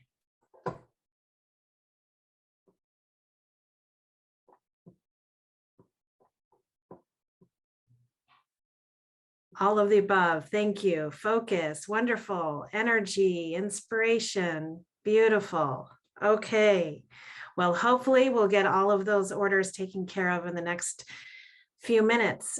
So the next slide, we have our learning intentions, and we are going to be using a frame, the Learning Partnership Bridge, to structure our talk. And we have a couple of links to share with you. One is a folder of resources, and the other one is the presentation itself. So if you'd like to follow along, you can. And the next slide is our question that we're posing. So what does it mean to leverage social emotional learning in the K-16 language classroom? And so on the next slide, you can see that what we're really going for here and why we come to these conferences in the first place is to build this shared understanding of what we mean by quality instruction. And so that's what our overarching aim is for today. And on the next slide, we talked about we want to use this Learning Partnership Bridge. This is something from the National Equity Project. And the idea is to really improve our teaching practice. We're engaging in these two ways of looking. We're looking inwardly at ourselves, we're doing mirror work, as well as outwardly in our window work, we're looking at our families and our communities. So on the next slide, there's a few questions, and we'll be taking a deeper dive into each of these around identity, mindset, and learning conditions. Or if you've been following this works, you know, we also talk about it in terms of skills. So our flow today is we just opened with you. We wanted to activate the space a little bit. We're going to jump into our first learning component. And in each of these components, we're going to do a little bit of mirror and window work. And hopefully we'll have time at the end to do some whole group share out. So our first component is around identity. So what do I understand about my own identity and how my students experience me? We can back up there. One, I think the social justice standards, this is one of the resources that we have provided for you in the folders. These can really map onto any standards that you're using, and they have these strands in there of identity, diversity, justice, and action that they just really can amplify our work in any kind of language and literacy standards. So those are one resource that you can jump into this work. So when we're looking at identity and thinking about, okay, how am I showing up for my students and how are they experiencing me? One resource is from Shiraki Holly. He talks about rings of culture. And he says it's so important to really look at the whole scope of students' intersecting identities. And so with that, just as an example, because we're going to have you do your rings of culture in just a minute, Dr. Saito, would you like to walk us through your ring for us? Sure, and I feel like some of it might be missing. Maybe I don't want to tell you my age, but so anyways, I identify as Japanese American, and I think that is at the core of who I am. I was born and raised in the United States. I'm fourth generation, and to me that holds a lot of power around other Japanese American people. So that's right at the core of it. All of the other components, I think you can see it's right there. But I guess I don't need to share my age, so I'm totally fine with that. I don't know if there's something specific you wanted me to add to that in relation to how my students perceive me or other forms of identity. It's really whatever anyone feels comfortable sharing, but this process of this exploration that Shiraki Holly encourages teachers to go through is just that, is to start. So then what does this make you think about how your students might be experiencing you, or what experiences have you had that you can begin to unpack? So on mine, similarly, you know, I'm also Generation X, and my ethnicity is mainly Irish, cisgender, middle class. I did add on that, for almost 30 years, I've lived in a Spanish speaking household. My husband's from Argentina. And so those kinds of things also shape our identities. And it might be, if you're from a military family, or, our identities are so complex. So we want to give you just a few minutes to go into your breakout rooms and think about, and again, you'll probably want to take a deeper dive after this, and you can take a look at the resources that we've provided you, but just dip your toe in the water. What do I understand about my own identity and and how my English learner students might experience me? Is there anything that we can clarify before you go into breakout rooms for a few minutes? So everybody will have 2 to 3 minutes a person to share. We'll see you back here. Well, welcome back, everyone. So just before we go on to our next focus area, if you could just put one word in the chat, what that experience was like for you, either as the listener or the speaker. So just kind of summarize the experience in one word.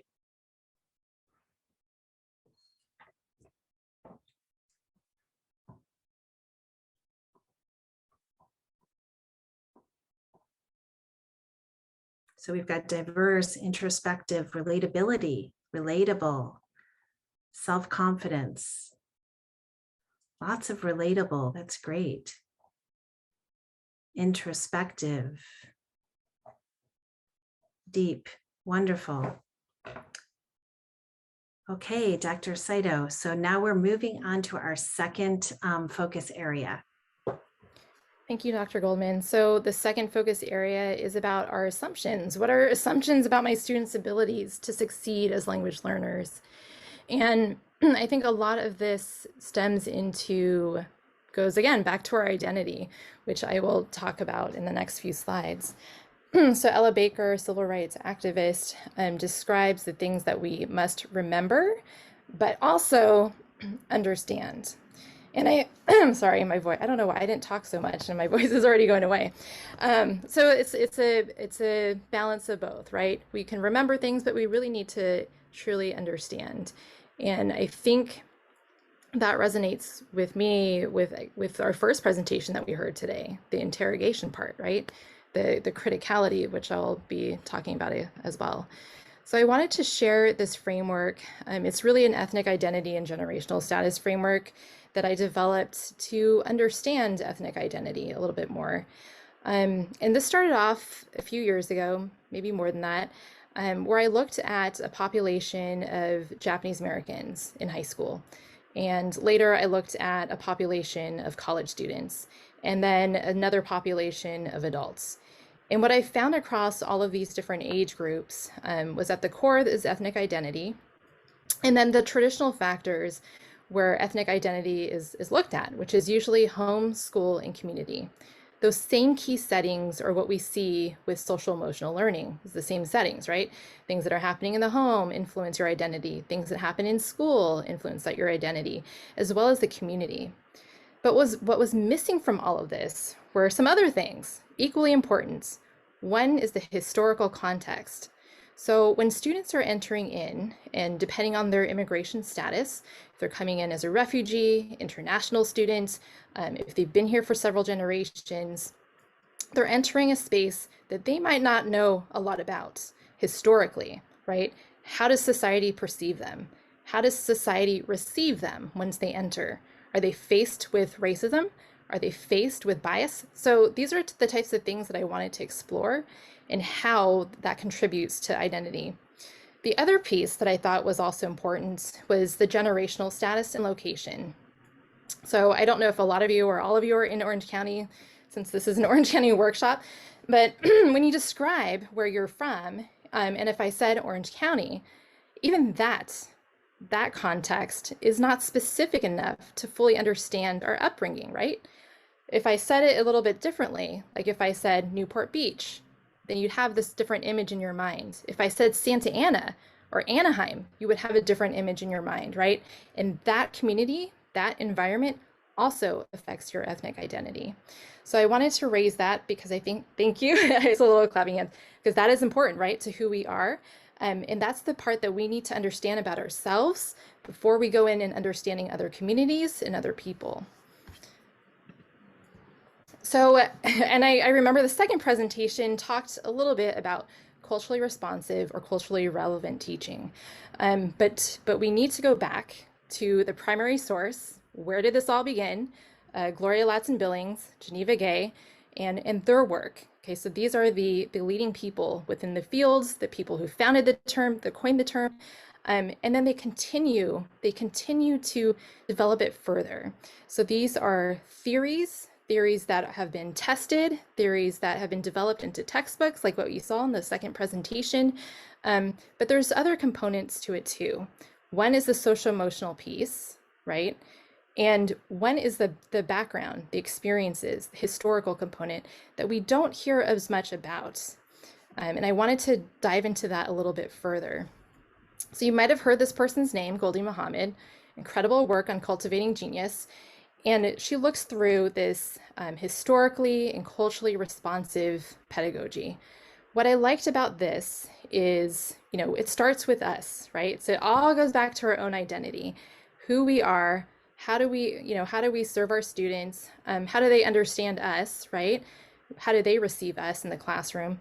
But we need to do that first, before we can talk about whiteness, before we can talk about racism, before we can put all these culturally responsive practices into place, right? We need to explore who we are and value who we are too. So a couple other areas that I think are important, and this is why, as Japanese American, as an Asian American person, this is why I am involved in my community. This is why I'm involved for advocacy. I'm working at, understanding myself, but also in social justice spaces where I can also help other communities too. So it's not just about me, it's also about how I serve others, right? So one thing that we can do is be particular about the curriculum that we're choosing, right? You don't want to just randomly pick a workbook, focus on some grammar things, and it has no connection to their life, right? They're not going to apply it anyways, they're going to memorize it for a test, but it has to really relate to them. The criticality piece that Goldie Muhammad talks about, she talks about it through this layered approach. And guess where it starts? It starts with identity, right? We have to know who we are. Our students have to feel comfortable with who they are. And then you can add on the skills. Then you can add on the conversations, the application of this skill, and then of course, criticality. So criticality is the piece where you have this deeper conversation and you do talk about racism, right? That's the point where you can talk about it, but you have to start with the identity piece first.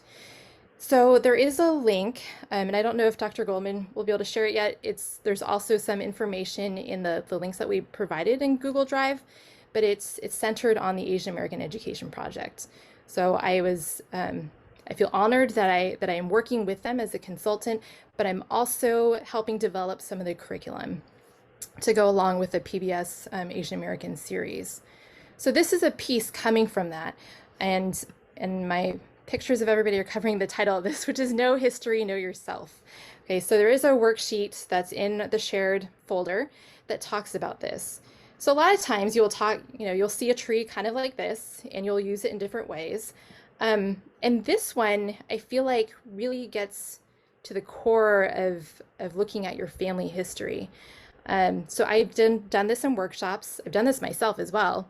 And thinking about the events or situations that have impacted your family. It could be your immediate family. It could go back generations, but to really think critically about this. And then thinking about those situations and how they responded to it, as well as thinking about the future. So this is not something that I came up with. This, and I don't know if this will surprise you, this actually came from a program at San Quentin State Prison to support the Asian American people that were in prison that wanted to learn more about themselves. And I think once they understood the history, it helped them understand what they were doing and where they are today. So this is coming from that program. It's included in the Asian American Education Project, but I feel like even though this lesson doesn't say English learner on it, it doesn't say multilingual learner on it, you can use it and adapt it for your classroom, right? So I think that's what teachers do, right? Good teachers see something, they see something that students can do and can really connect with them. And that's what this is about. This is a poem that I pulled out. It's called Desert Flowers, and it's by Janice Midi Kitani, who passed away recently, actually just a few weeks ago. So may she rest in peace. She was an activist. She was a poet, so many things. And she wrote this poem called Desert Flowers 2. This is just the first few stanzas of that poem. But when you think about how we're working with our English learners and in developing language, it can be critical, right? It doesn't have to be just like playground, school, bus. We can use words that really resonate with us and our histories. So I'll just read this out loud, just a few pieces of it. Bamboo, mimosa, eucalyptus seed. Resilience, strength, courage. What are you? Where are you really from? Go back to where you belong. What are you? I am the wind that shaves mountains, twisted barbed wire of Amachi Gate, Poston, Manzanar, Roar, Tule Lake. I am memory hurling us into history. And so this poem continues on, talking about the Japanese American incarceration. But what is this really about? This is creating an I am poem. It's taking a poem, a structure that we're already familiar with, right? Like we've done this before, we've done this in activities, getting to know each other, but now you have more of a purpose, right? It's purposeful, and it's showing your interest in the community, your interest in causes like outside of, you know, what you're gonna wear today. So I feel like this is something that you could apply directly into the classroom as well.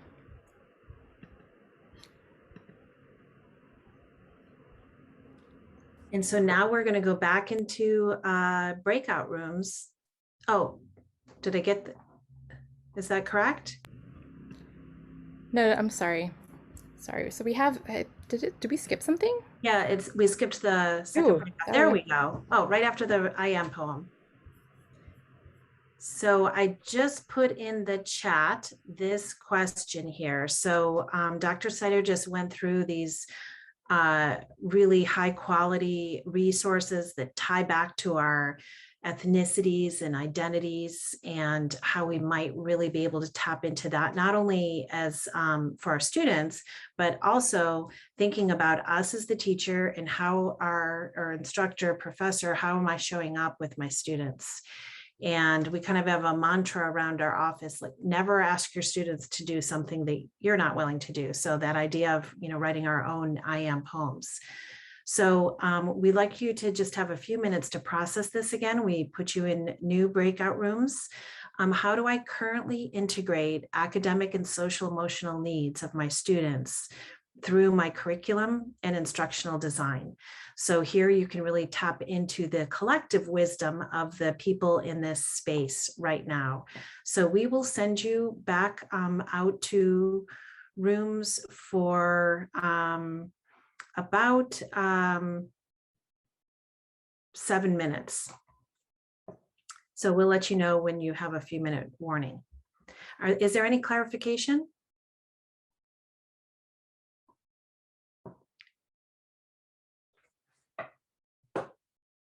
See you back in a few minutes, everybody. So welcome back, everyone, as you slowly re-enter our shared space again. It always feels like there's not enough time when we get to make those connections. So just like we did, welcome, welcome, welcome back to our shared space. Just like we did last time, if you could go ahead and just one short summary, a word, a phrase of what you do or that you heard in your group of how to integrate social emotional, you know, how to tie in those, both the academic and the social emotional needs of your students into your curriculum and instruction. So go ahead and put that in. Great, mini breaks, guest speaker in a health class, beautiful. Sharing about resources, connecting.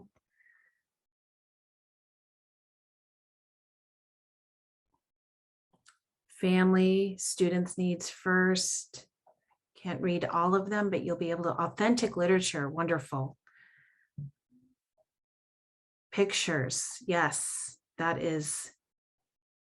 Use storytelling goes across languages and cultures. Active listening, oh, that's a good foreshadowing to what we're going to be doing next.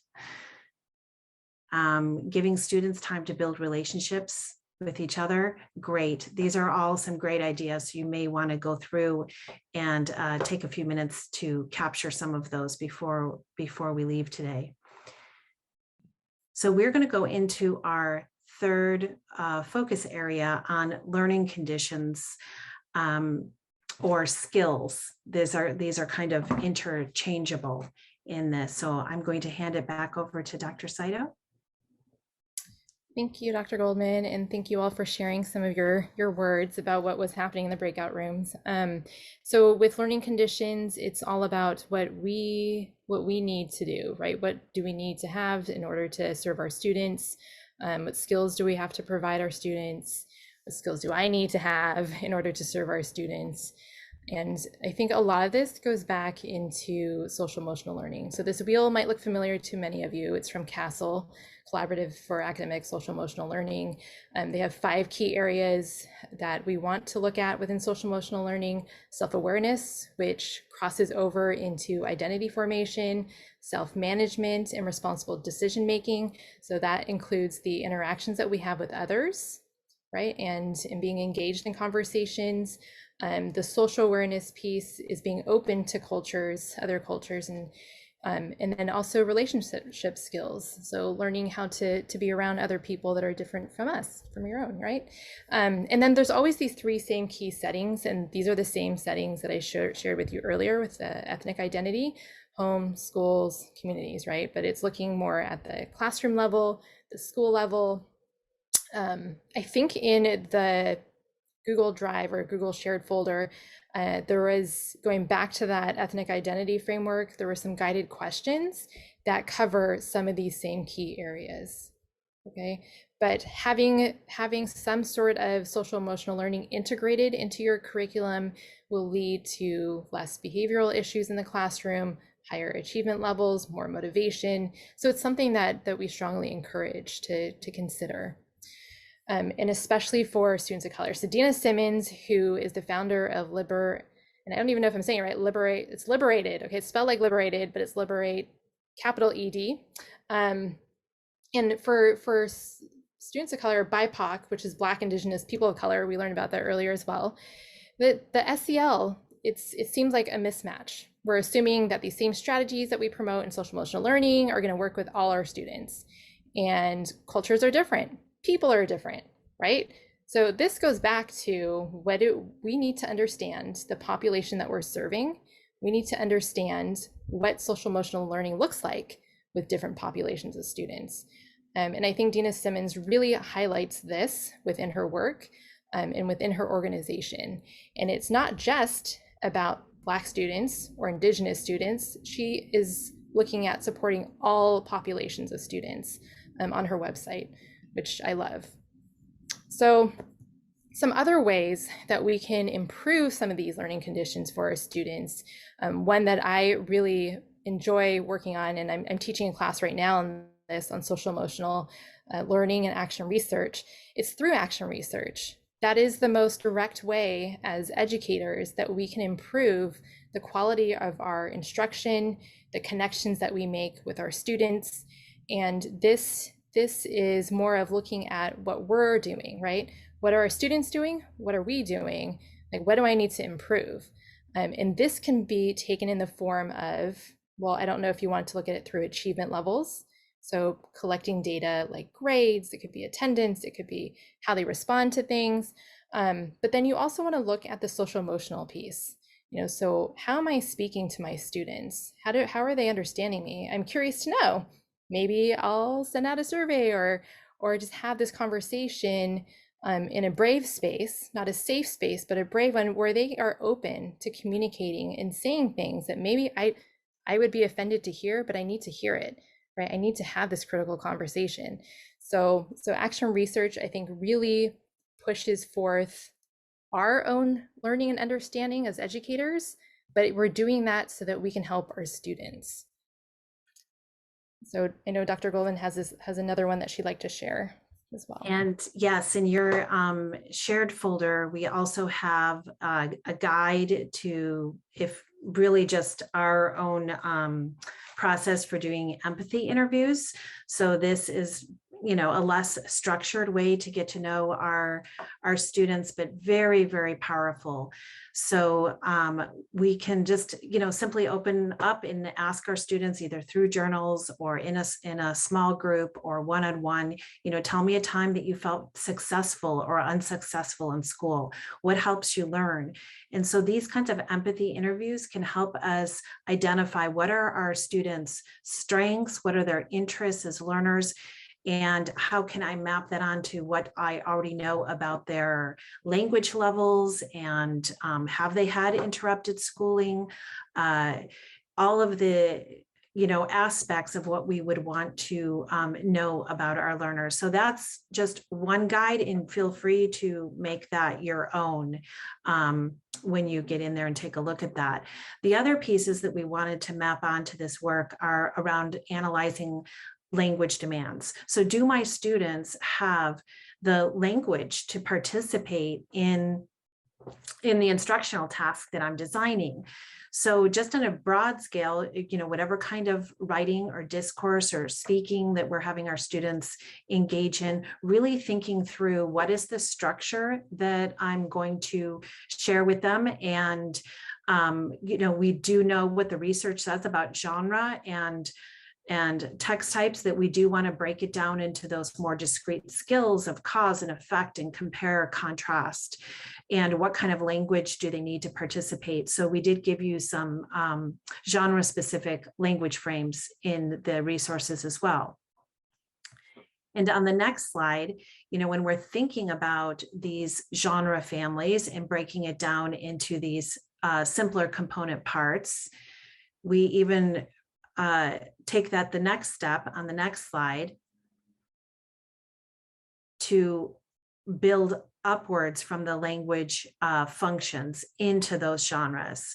And so it is really important to focus on the genre of problem solution or argumentative writing, even though we know that in informative explanatory writing, we're really going to be using 4 or 5 of these different genres, but we can see how the functions build into the genres and into the text types. And so this is what we mean by having the language to participate in a specific task.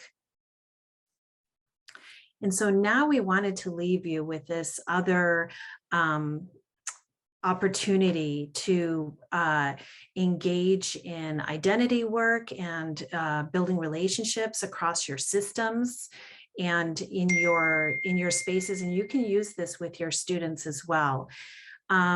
Just give us a thumbs up, either just if we can see you, or who has participated in constructivist listening before.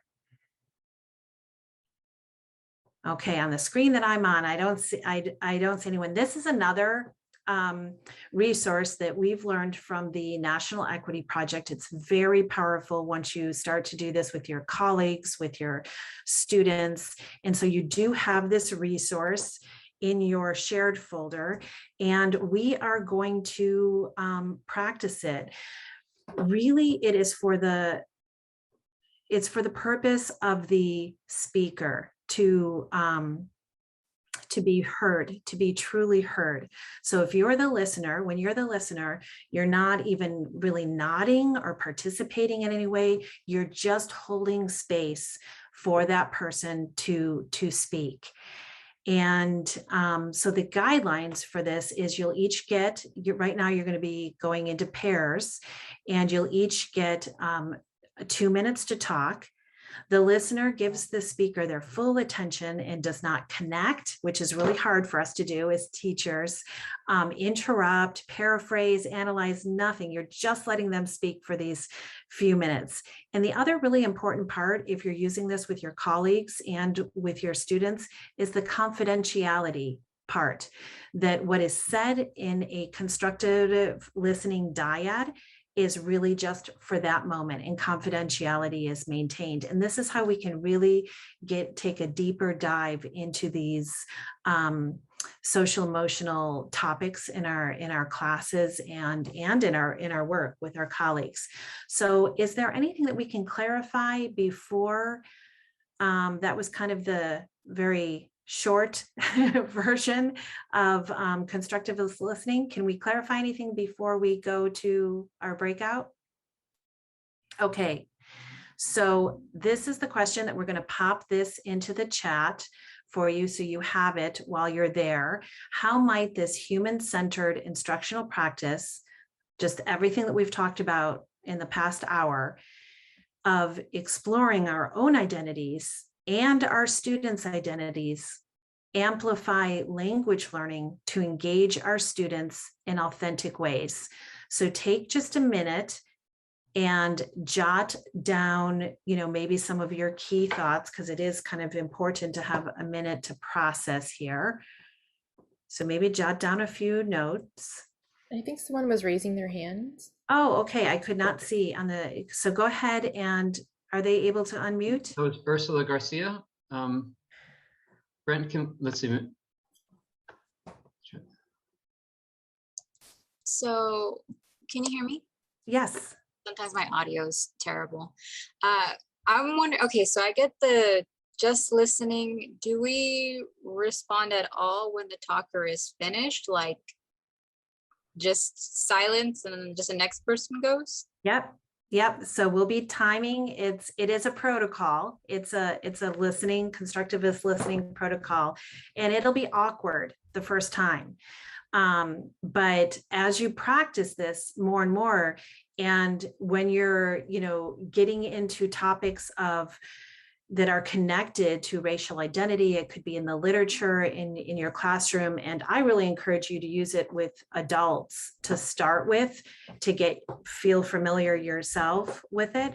And you will begin to see how powerful it is to just have that space to truly be heard. And sometimes, we don't know what we're thinking until we say it out loud.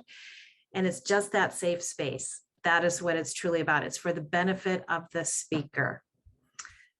So if you give that person permission to, hey, we can talk about this outside of the constructivist listening space, then you can follow up. But if that has not been established, that you're going to follow up, it is just left in the private, in that sphere, as far as the protocol goes. But thank you for your question, Ursula. So we're going to go ahead. We will time it 2 minutes, and so choose when you get in there, introduce yourselves. So we'll give you a few minutes to introduce yourselves, and then speaker A will answer. You'll have 2 minutes, and then speaker B will go and you'll have 2 minutes, and then we'll bring you back. Everybody ready? Okay, we'll see you back here.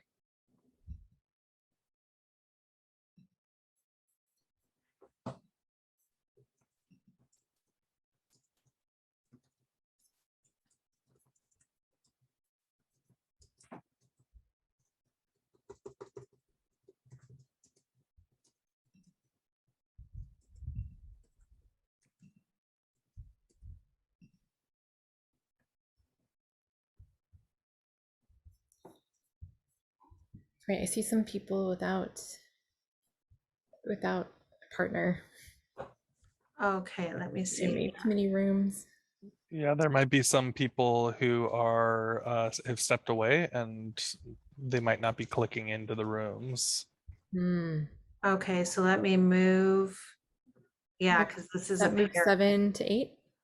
Yeah, well, some people will just be triads. That's fine. We need to get rid of the people who are just one. And there you go. Let's see, someone else has joined 11 to 12.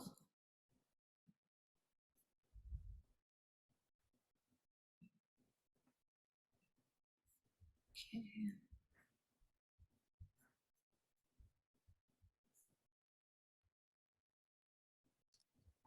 So there are a few in here. Erica, for example, you're marked in as a room, but you haven't moved in there. So there's a person who's alone in room 26. Oh no. And then also, like Catherine is here in this room. She's in room 23, but she's not joined. So that person who's there, Yael, is alone. Eliana is also here in this room, not joined in room 21. Okay, I'm gonna move people around. And I think that's it. And then you found Melanie.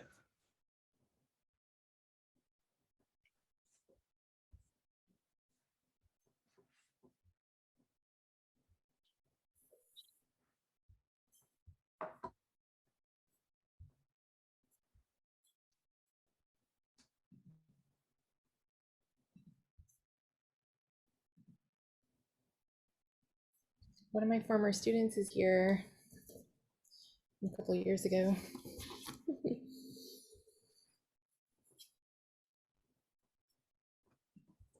It's great.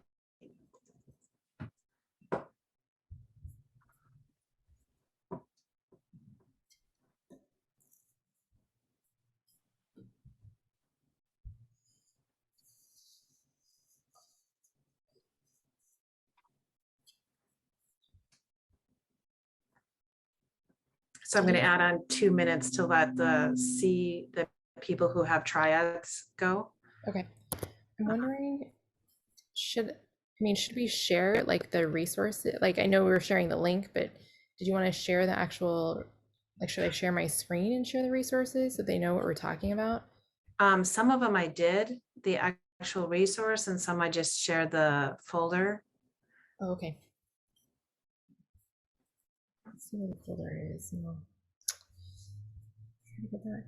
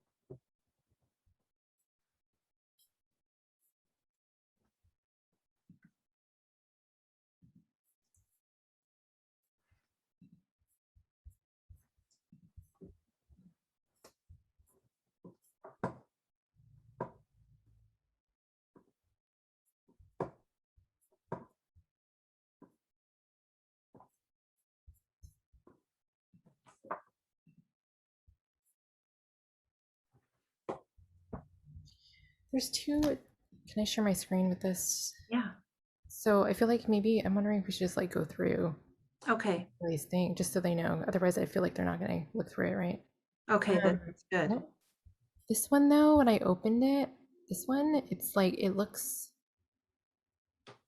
off. That's our PowerPoint. I guess it's in a Word document, but it's not. Should I move it? Well, I think you can delete those because then the other one is a PDF. I don't know how it ended up Okay. in I Word don't like know. that. Okay, so is that okay that I delete Yeah, it? delete those too. Yeah. I think people might be making copies of them or something. Oh, okay. I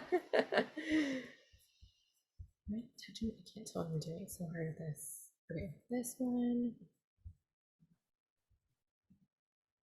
I hope I didn't delete their copy.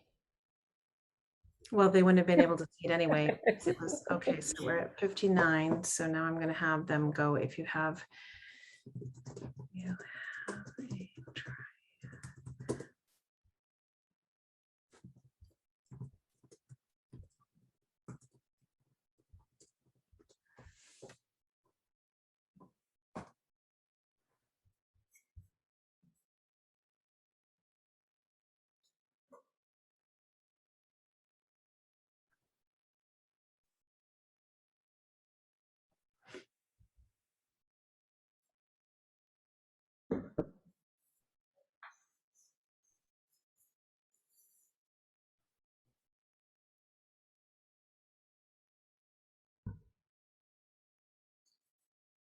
So Eric, I'll bring them back in 1 minute. There were only a few groups that had triads, but I just wanted to make sure everybody had a chance to speak.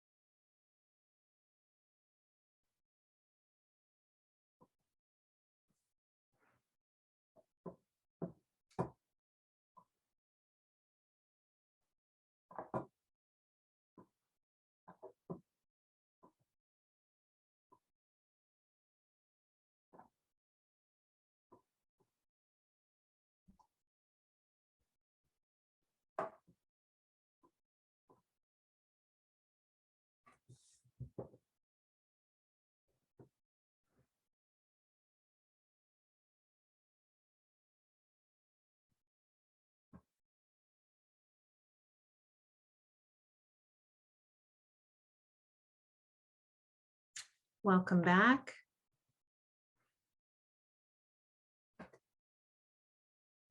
We still have a few more people coming back into our space.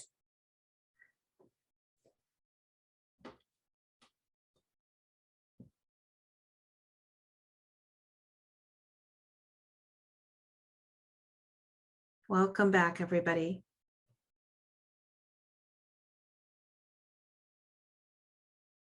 So we have a question in the chat, and I'd like to pose it to the group first. Now that you've taken, your maybe had your first experience with constructivist listening.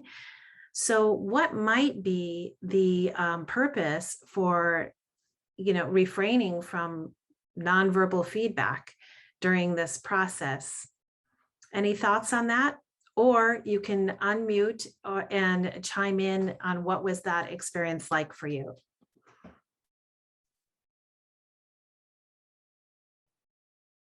Daniel?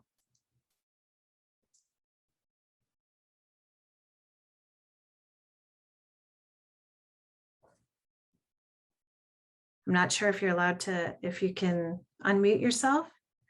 Somebody in the chat said by providing the space to students, they have an opportunity to vent and feel heard by the instructor without feeling judged or interrupted. They're allowed to work through their thoughts and opinions without worrying about how this instructor will react. Exactly, to focus on more listening and not on your thoughts about what the speaker is saying. Oh, bingo, Sylvia, these are all right on. But it is, so many times when we're talking and we're listening, we're thinking about how am I going to respond after this, instead of truly just being in that space and taking it in. So there are different kinds of listening, but this is one protocol that can be used in a really powerful way, especially when you're going into those deeper questions around race and ethnicity and identity, and trying to create that non-judgmental space. So Brian says he had to leave his video off. Allows me to truly listen rather than process and focus on responses. Exactly. Beautiful. It was hard. It's hard to do. Yes, Denise, you're absolutely right. It's hard not to nod and show that we're listening. So constructivist listening as a protocol takes some practice. And that's why I suggest if you can start it with your colleagues, because we're all wrestling with this right now. We're all wrestling with these race and identity issues and how we're showing up in our classroom. So then we can be pretty good at this protocol before we introduce it to our classes. So I'm not sure, because there were a lot of comments in here, if I managed to answer everyone's question. So if you still have a question, go ahead and give us a hand raise. Raise your hand if you still want to chime in. Daniel, go ahead and unmute if you are able to. Thank you. With my partner, so aside from the observations that were made in the chat, we also were wondering about how you might use constructivist listening with a student in like a ELL setting. So the idea we had was to open up some discussion about their thoughts about a paper that they submitted or feedback that they received about a paper. We were wondering if you might be able to give some demonstration or example of what it might look like with a student. Great. So in using this, I would not use this protocol with newcomers. I would, because you're getting into those deeper, more nuanced conversations. But with students, I would definitely provide some language structures for them to start to process this. So you have a bunch of language frames that we provided you. And yeah, I would structure those language frames around the topic that they're going to be taking a deeper dive into. maybe tying it back to the core vocabulary from the literature that they're analyzing, or if they're exploring, how they felt about a particular character or whatnot. I think Ursula had her hand raised too. Yeah, so this was definitely a lot harder than I thought it was going to be. But I was wondering, you can't nod or anything, but like, can you even emote? Like at all, like, like a twitch of the lips or anything, just because I don't know. I feel like seeing even like, like a smile encourages me to keep on talking. But if someone's just staring at me with a deadpan, it doesn't really help me focus on my own thoughts. I just feel like, oh, they don't care what I'm saying. And so I had trouble with that aspect of it. So I don't know how to go about remedying that, or even potentially if you use it in a classroom, do you explain to your students like the kind of listening you're going to do? Because same thing, I don't know if they would react like I would and be like, are you listening to me or what? And that's a very fair point, and many of us have experienced the same thing. So it's just like all protocols, you take it and adapt it to meet your needs and the needs of your students. But in the original design of this protocol from the National Equity Project, this is that, the more not engaging, not giving even that nonverbal feedback, but again, you make it your own. And it's really just that idea that I, as the speaker, have this safe space, and I know it's not going to go outside of that. So that idea of safe space to take a deeper dive into this topic.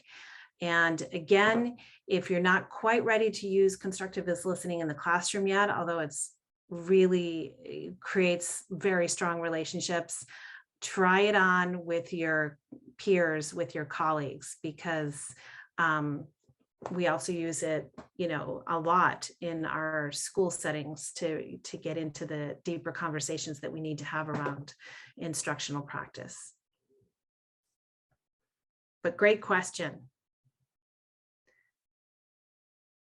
So in summary, Ursula, you make it, if you need to adapt it a little bit to make those adjustments, that you're your students. I think we have another question from Sabina Montero. Okay, we'll take another question. Hi, I just had a quick question about using this technique, and then what if the conversation begins to go into something else? I'm thinking like if you're an instructor or someone working as like a tutor or something, then needing to bring up the language like, hey, I'm a mandated reporter, I need to tell you something. I don't know if it would ever be used for those types of situations, but that just kind of came up to my mind with perhaps some students being very comfortable with their professors and speaking about other topics. I don't know what we would do in that situation. Well, this would mostly be a protocol that would be used student to student, or in an adult setting, adult to adult. But, absolutely, we need to use our better judgment on anything that that includes student safety.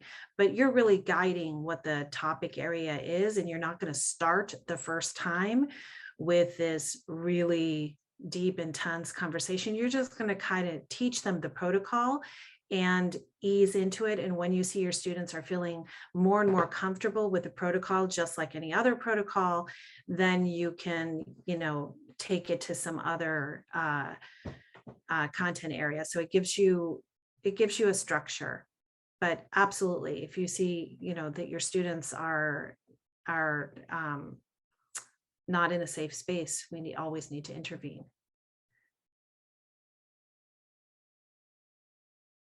Any other questions or comments before Dr. Saito shares with us some of our resources that we are sharing with you? So this is just one, and it always generates a lot of discussion if you have not tried it on. So it's just an offering, but it's a great resource for having those deeper discussions around ethnicity and diversity. Thank you, Dr. Goldman. I think at like a more basic level, I know I've experienced this in breakout rooms where there's one or two people that take over the whole conversation. And this protocol will allow equity in terms of voice, you know, so it's hard because like I want to speak, but this person's talking so much, I don't want to interrupt them. But when it's put in like this, it allows me to actually say something for the first time, you know, and maybe I always wanted to say something, but I just didn't know how to fit it in.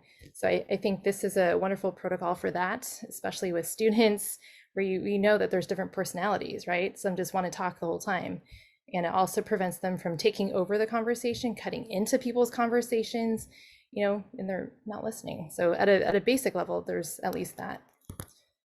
Okay.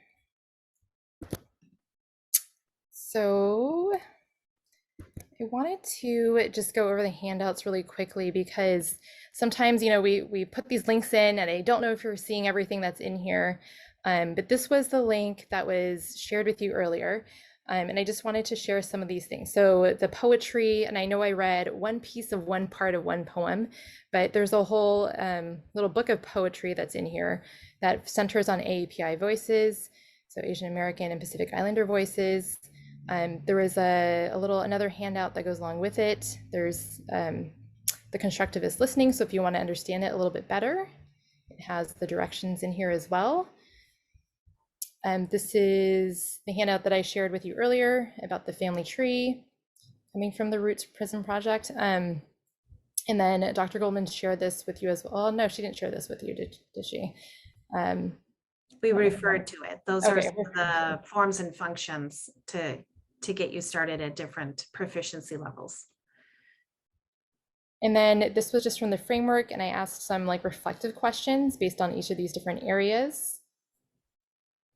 For ethnic identity, the slides from today's presentation, the social justice standards, and I feel like I didn't share everything that was in here.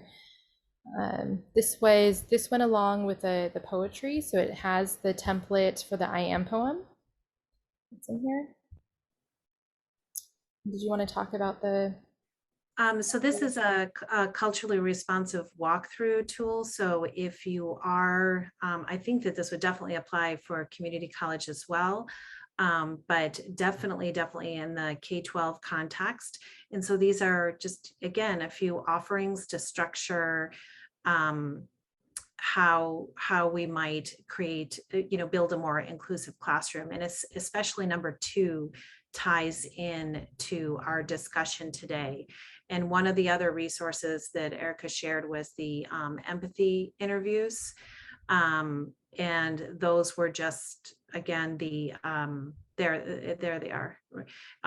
This is just our notes on how, we conduct, it's just a concept, the empathy interview. You can absolutely adapt this to the questions that you're interested in learning about your students. And then if it becomes a practice across your system and you're collecting these empathy interviews, you can really start to see where are the needs that we need to address across our student population.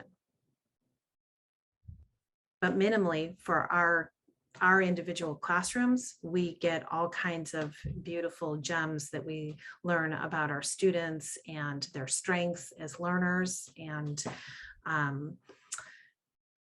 their interests.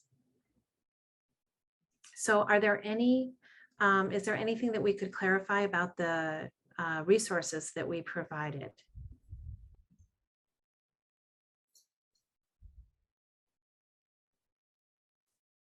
Well, wonderful. So we leave you with this idea of achieving quality learning, which is what we're going for in this shared understanding that we're building from coming to CATESOL and spending our Saturday of a long weekend together.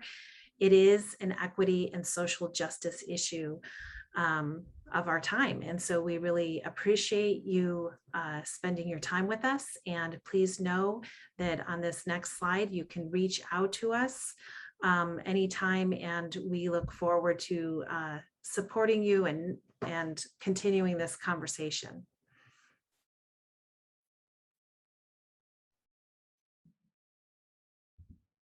Thank you. Thank you. Are there So any other questions? Oh, resend the link? Yes. yes, the link to the folder. Yes. Okay. Let me go back here.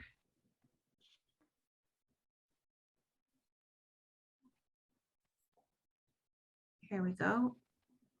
Get link. Thank you so much, Dr. Gilman and Dr. Saito. That's a great session. I started reflecting on my own, examine my own identity a lot and how I can help with the students with social emotional needs.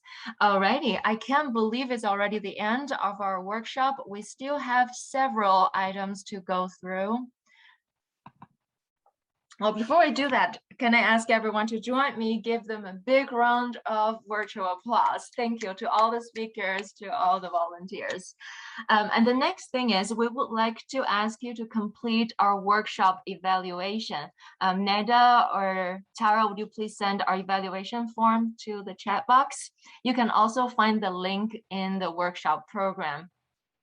Your feedback is very helpful for us, and that's where we got new ideas about the topics and presenters. So thank you for using your time to complete this form for us. And meanwhile, I will invite Victoria back to the stage to help us with the last round of opportunity drawing.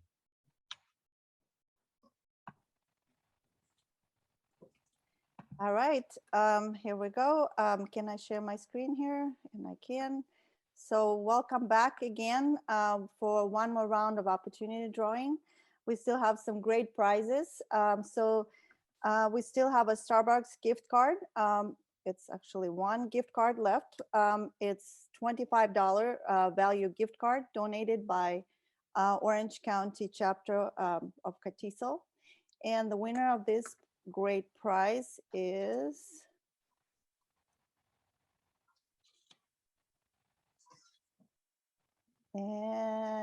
Anna Arias. Anna Arias, congratulations. Starbucks gift card is going to you. Congratulations. And great prize, fantastic prize for the school year to begin with a day with a great cup of coffee. The next prize that we have is donated by CATESOL Education Foundation. Is our CATESOL annual CATESOL membership, $75 value. And the prize goes to, and let's see, Christy Domandan. Christy, congratulations. This is great. Welcome to the family. And you're gonna get the annual membership sent to you after the conference. And the last but not, we have a couple more prizes here. The next big prize is ESL Library 6-month membership, valued subscription valued at $126, donated by ESL Library Publishing. And the winner is, we've got, and it is Oliver Robert. Congratulations, yay. And great, fantastic prize to use in your classroom. And the last but not least, our biggest prize, I think, and the coolest prize of today's opportunity drawing is a webcam. Everybody would love to have it in their classroom or at home for online classes, distance learning. Here we go. The next person to win this wonderful prize is Lee Soo-jin. Congratulations, yay. And that concludes our opportunity to join. Thank you very much, everyone. And have a great afternoon. Thank you, Victoria, and congratulations to those winners. I hope you can enjoy those resources. Please don't leave yet. We still have a couple of things to go through. For the next one I put on our agenda is Femia. Would you like to take a screenshot for all the attendees? If you like to join our photos, please turn on your camera and we'll take some screenshots together. I'll stop sharing my screen here.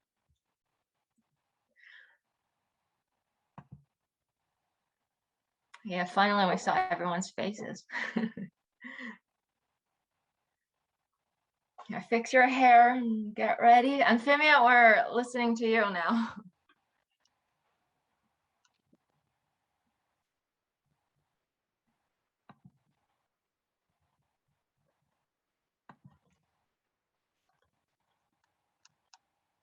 Femia, are we ready? Is there a countdown? So everyone is smiling. Damia, you're unmuted now, so you can shout out what you're timing. Thank you, Brent. All right, everyone. I have two screens, so I'll go through my screens. And when I say smile, please smile big. All right, everybody smile, or whatever pose you like. Hold it. Okay, we're good. Thank you so much. Thank you. Righty. And lastly, we just want to encourage you to stay connected with us by becoming a CATESOL member or volunteer for our chapter. Follow us on our social media. That's where we post our events, and apply for a Carol Vander GSI if you're a graduate student. Our next workshop is on February 26, 2022. Please save the date on your calendar. And lastly, the recordings of this workshop will be sent to you after this meeting. And I guess that's it. And thank you so much, everyone. I hope you enjoyed our workshop and see you next time.